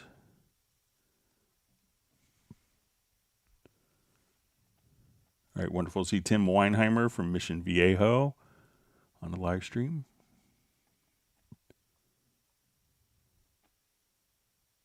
All right, we see Sable Winters found her prize as well. And Jazz Dude, okay, we see, so we see Jazz Dude got his as well. And thank you for the belated happy birthday wishes, Gareth. I appreciate it. All right, so we have a question from Andres Neves. How do I set up the loudness meter to different loudness, like minus 14, minus 16, minus 23 LUFS? All right, so once we're in the loudness meter, so let's go to meter, to loudness, and when we click on the settings tab, you could change the reference level here from, if you want it to be minus 14, minus 23, whatever value you want right there. So once again, go to the meters tab up top, go to the loudness meter, and then click on the settings icon. And then you could change the reference level.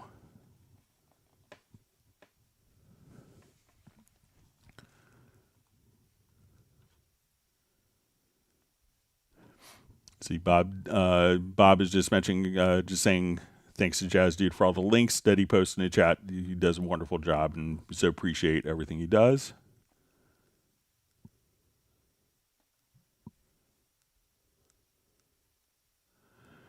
All right, so we see kind of a further clarification with the OS from Tata Digital Studios. Thanks, Mr. Greg, for my answer. Using Windows 10 with 64-bit. It says, when I open up Cubase 12, all displays well, but when I click the options in the menu bar, nothing happens.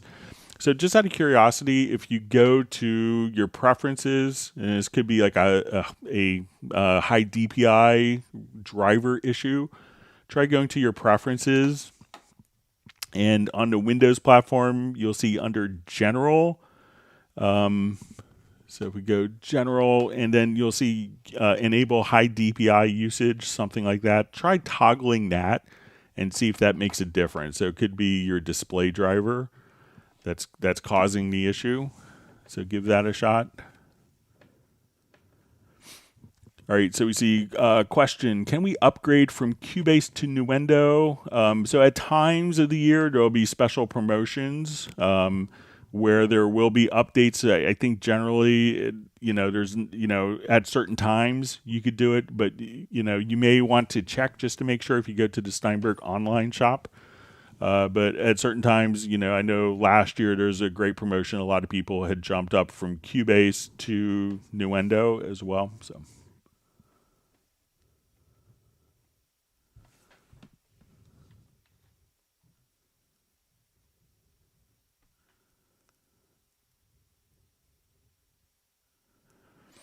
See, Rude Screen just says 19 years a Cubase user and always learned something new from you, Greg. So, well, thanks. I know I'm going on almost, I guess I just crossed my 31 years with Cubase. So, but I'm still learning new stuff for myself too.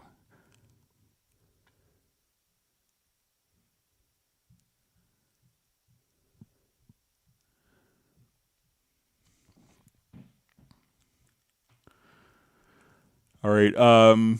So we see, hi Greg, are there any key commands for changing presets in Supervision yet? And any ideas if they will implement full screen mode for Supervision, as mine keeps losing its sizing on my third 10-inch monitor? So let me just see if there's, to see if we can see if there's a way to do it. So let me just.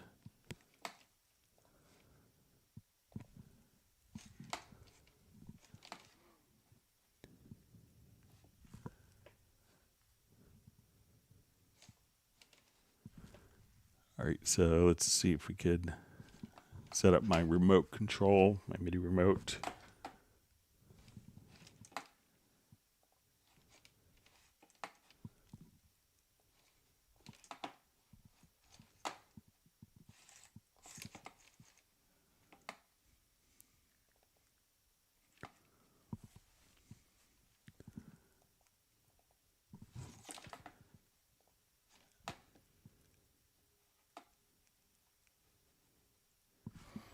All right, so let's say if we come over here to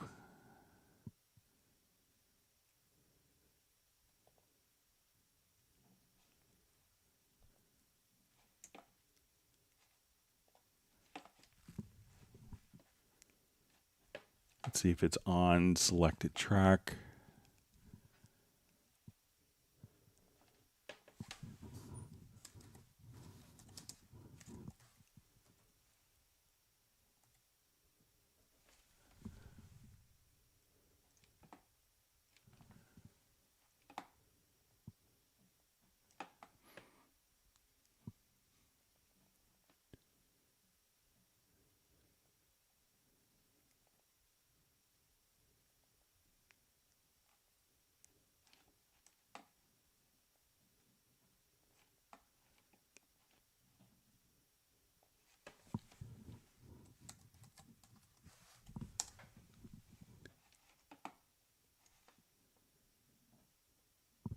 Let me just see if it's maybe under next.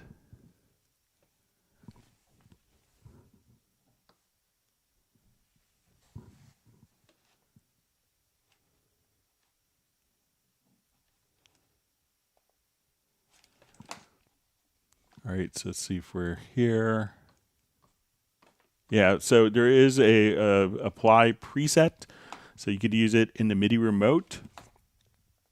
So just go to preset, and then you'll see preset under the preset category, next. And then you could just navigate between different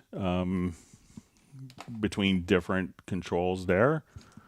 So give that a shot, and then you can navigate between different presets. So let's see if there's a next.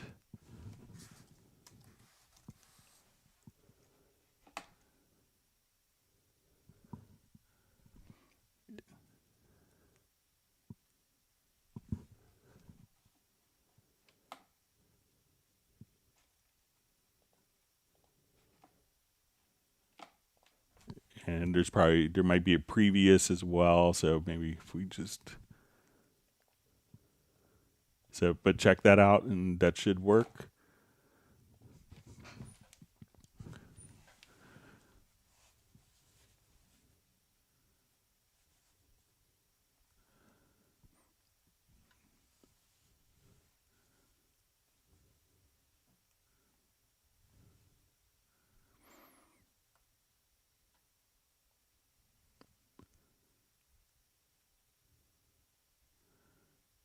Okay. All right, so you see a question. Hello, yesterday I got an audio interface and an SM57. I'm trying to record a JCM 800. Any tips on how to make a stereo image of the guitar for IG, I guess Instagram guitar covers, and how an EQ to mix that guitar? So, figure out, try recording it. Obviously JCM 800's a classic amp, and 57's a great combination. Sometimes when, so if you have a great tone out of it, you should be able to capture it pretty easily. But if you have a particular recording that you don't like and you can't figure out what it is, if you want to send me a link to it, you can send me an email to, clubcubase@steinberg.de, and I'd be happy to kind of take a look and take a listen to it and maybe give you some advice with that. All right, wonderful to see Pablo Vasquez on from Galicia, España. He's having dinner, so glad you could join us, Pablo. Everyone's happy when Pablo is on.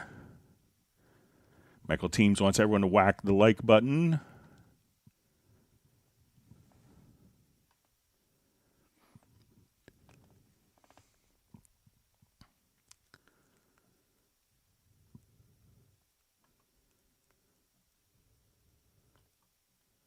All right, Michael Teams has granted me and my family 1 gallon of coconut cream pie.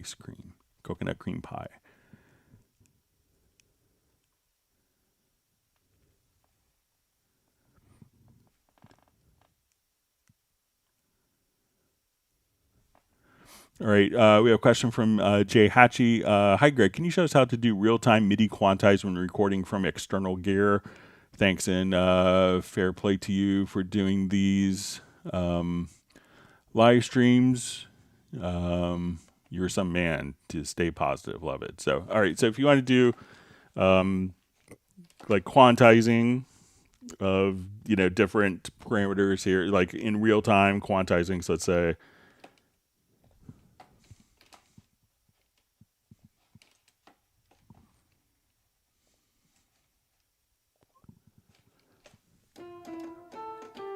all right, so say I have this, I'm just going to play a whole bunch of notes, and I'm going to set my quantize value here to quarter notes. So, and I'm just going to play just a bunch of notes.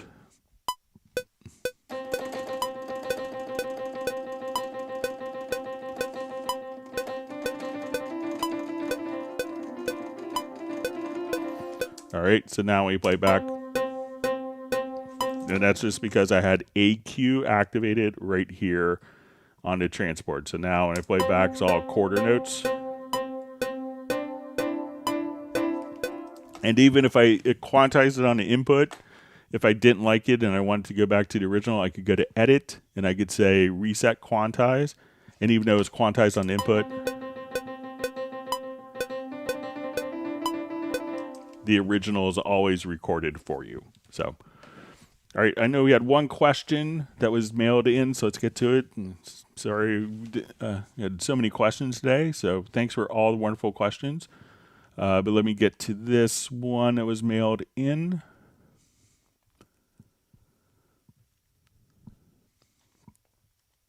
All right, so we see we have 134 likes. Thank you very much.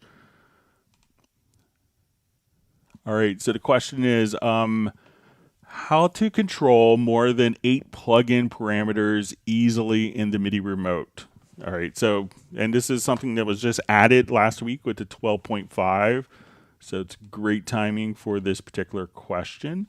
So sometimes we'll have parameters that are going to be,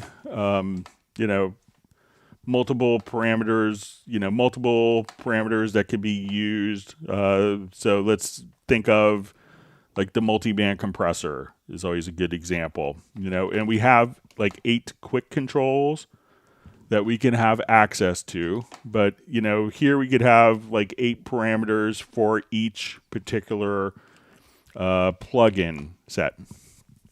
All right, so when we use quick controls, the quick controls will kind of extract the first 8 primary parameters of a particular plugin, and we could remap the quick controls easily just by selecting an event here and clicking on learn, and then we could assign the quick controls. But sometimes you may want to have more control.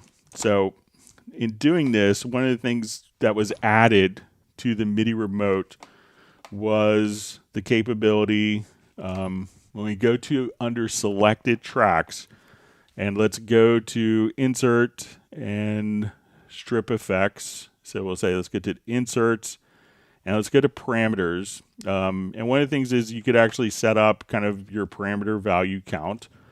And then we have actions. So we could say, we'll see new next plugin parameter bank and previous plugin parameter bank. So I've assigned those to 2 keys on my controller here. So now when I just wanted to come here, we could say this is my next parameter bank and this is the previous parameter bank. Now, how do we assign multiple banks of parameters to a particular plugin? So what we could do is we'll see this little drop down menu. So I'm going to hide the quick controls, and we see this little drop down menu, and then we'll see something called the remote control editor. So here we could see all the parameters available in a plugin. So we could have 72 parameters, not limited to 8 parameters, and we could assign these parameters to particular plugins. So we could say we're going to have our 8 banks. So on my desk, I have a little Korg Nano control. We could click on the Learn button and move a parameter. So say, okay, I want to select this button, and I want this function assigned to this particular button. So when I select this parameter here, move, we could map that. So what we could do is we could have, because we may not have like 100 faders on our desktop. So now what I could do is map each of these particular faders. When we look at it, each of these will be now mapped to parameters, parameter 1, parameter 2. So when we go again into our selected track, go to insert, strip effects, we'll say inserts, go to parameters, and then we could assign our 8 sliders to parameters 1 through 8. So I have 8 of these sliders, each controlling 8 parameters, and then I have a button here that will switch between the different parameters. So I had set this up so now my 8 faders are controlling band 1 of the multi-band compressor. I hit the button here, and that takes me to the next bank of 8 controls. So when I do this, now I'm controlling bank 1, bank 2, and then I could go back to bank 1 and have complete control. So instead of being limited to 8, I could have 8 and then go down through all of the parameters in the plugin. So again, in the new MIDI remote mapping, you'll see under selected tracks, there's a lot of new stuff in here where you could see under like insert. So you go to insert viewer to parameters and you'll see action. So you could map to previous bank and to next bank and take 8 faders or sliders and assign those to the plugins using the remote setup. And then you could just simply remap all, have 72 parameters of the plugin mapped across multiple banks of a single 8-channel device. All right, so let's move on. Thanks again for all the wonderful questions.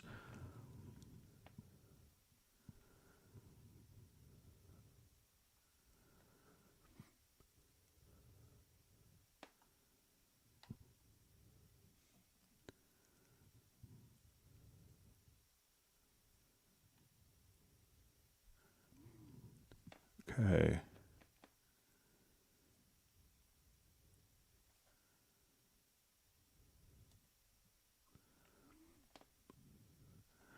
All right, so we see from Jeweler to Rocket, how to output a mix or multi-tracks in project from the stereo out as an input by creating a track that have the stereo out as an input and export it back from there. I saw it a lot in Pro Tools. So what you could do is, so it's not from the stereo output, but if we have a project here, I'll just revert this.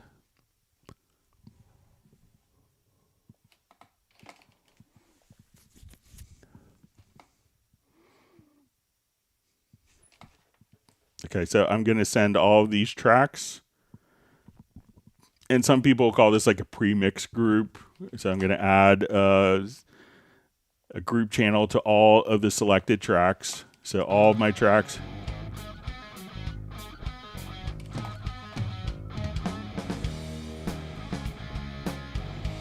Are going to my stereo group here.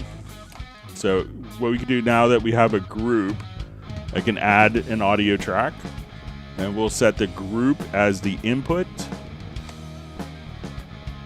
and we'll call this mix. And then all I had to do literally is just hit record.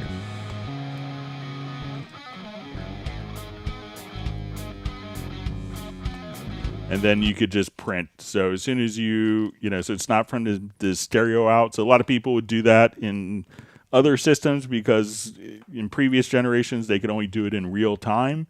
But it's always faster to export it, offline than to play the whole thing in real time. But if you needed to, send all the tracks to a group, add an audio track and send that group as the input to that audio track and hit record. So.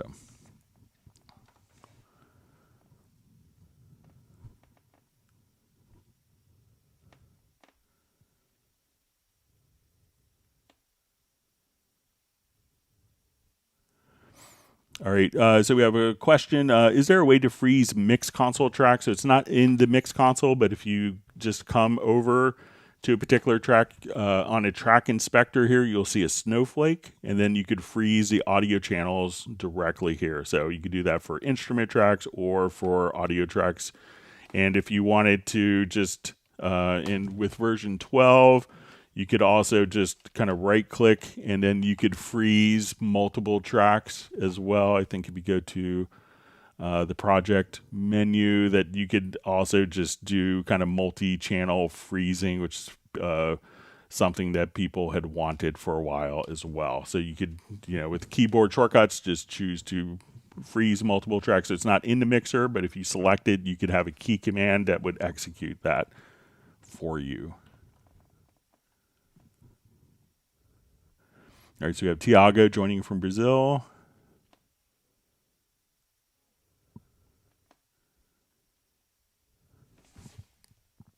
We've got a couple minutes left. Seems like we got through a lot of questions today, so hope everyone's learned some.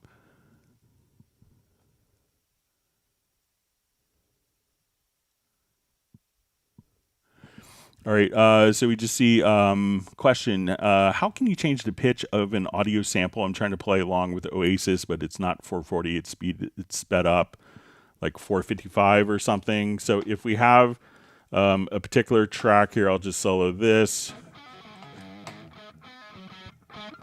All you have to do is select the events, and then you'll see transpose. So you can do that by sense or by semitones there, and here you could do fine tune by sense. So if you want to go from 440 to 455, you could just type in 15, and then that will play back. So if I listen to the air guitar, that will sound out of tune. So you could just select the event and come here to fine tune and type in the value.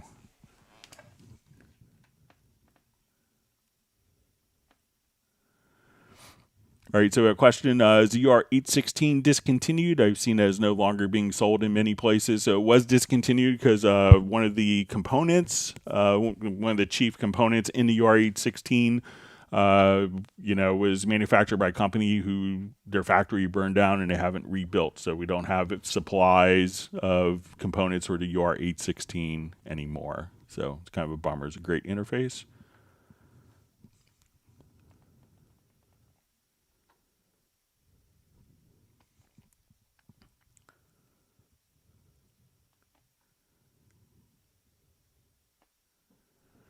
All right, Justin Gambino just says, shout out to Cubase for updating their Arturia Keylab Mark II scripts. So happy with the MIDI remote now, so it's great.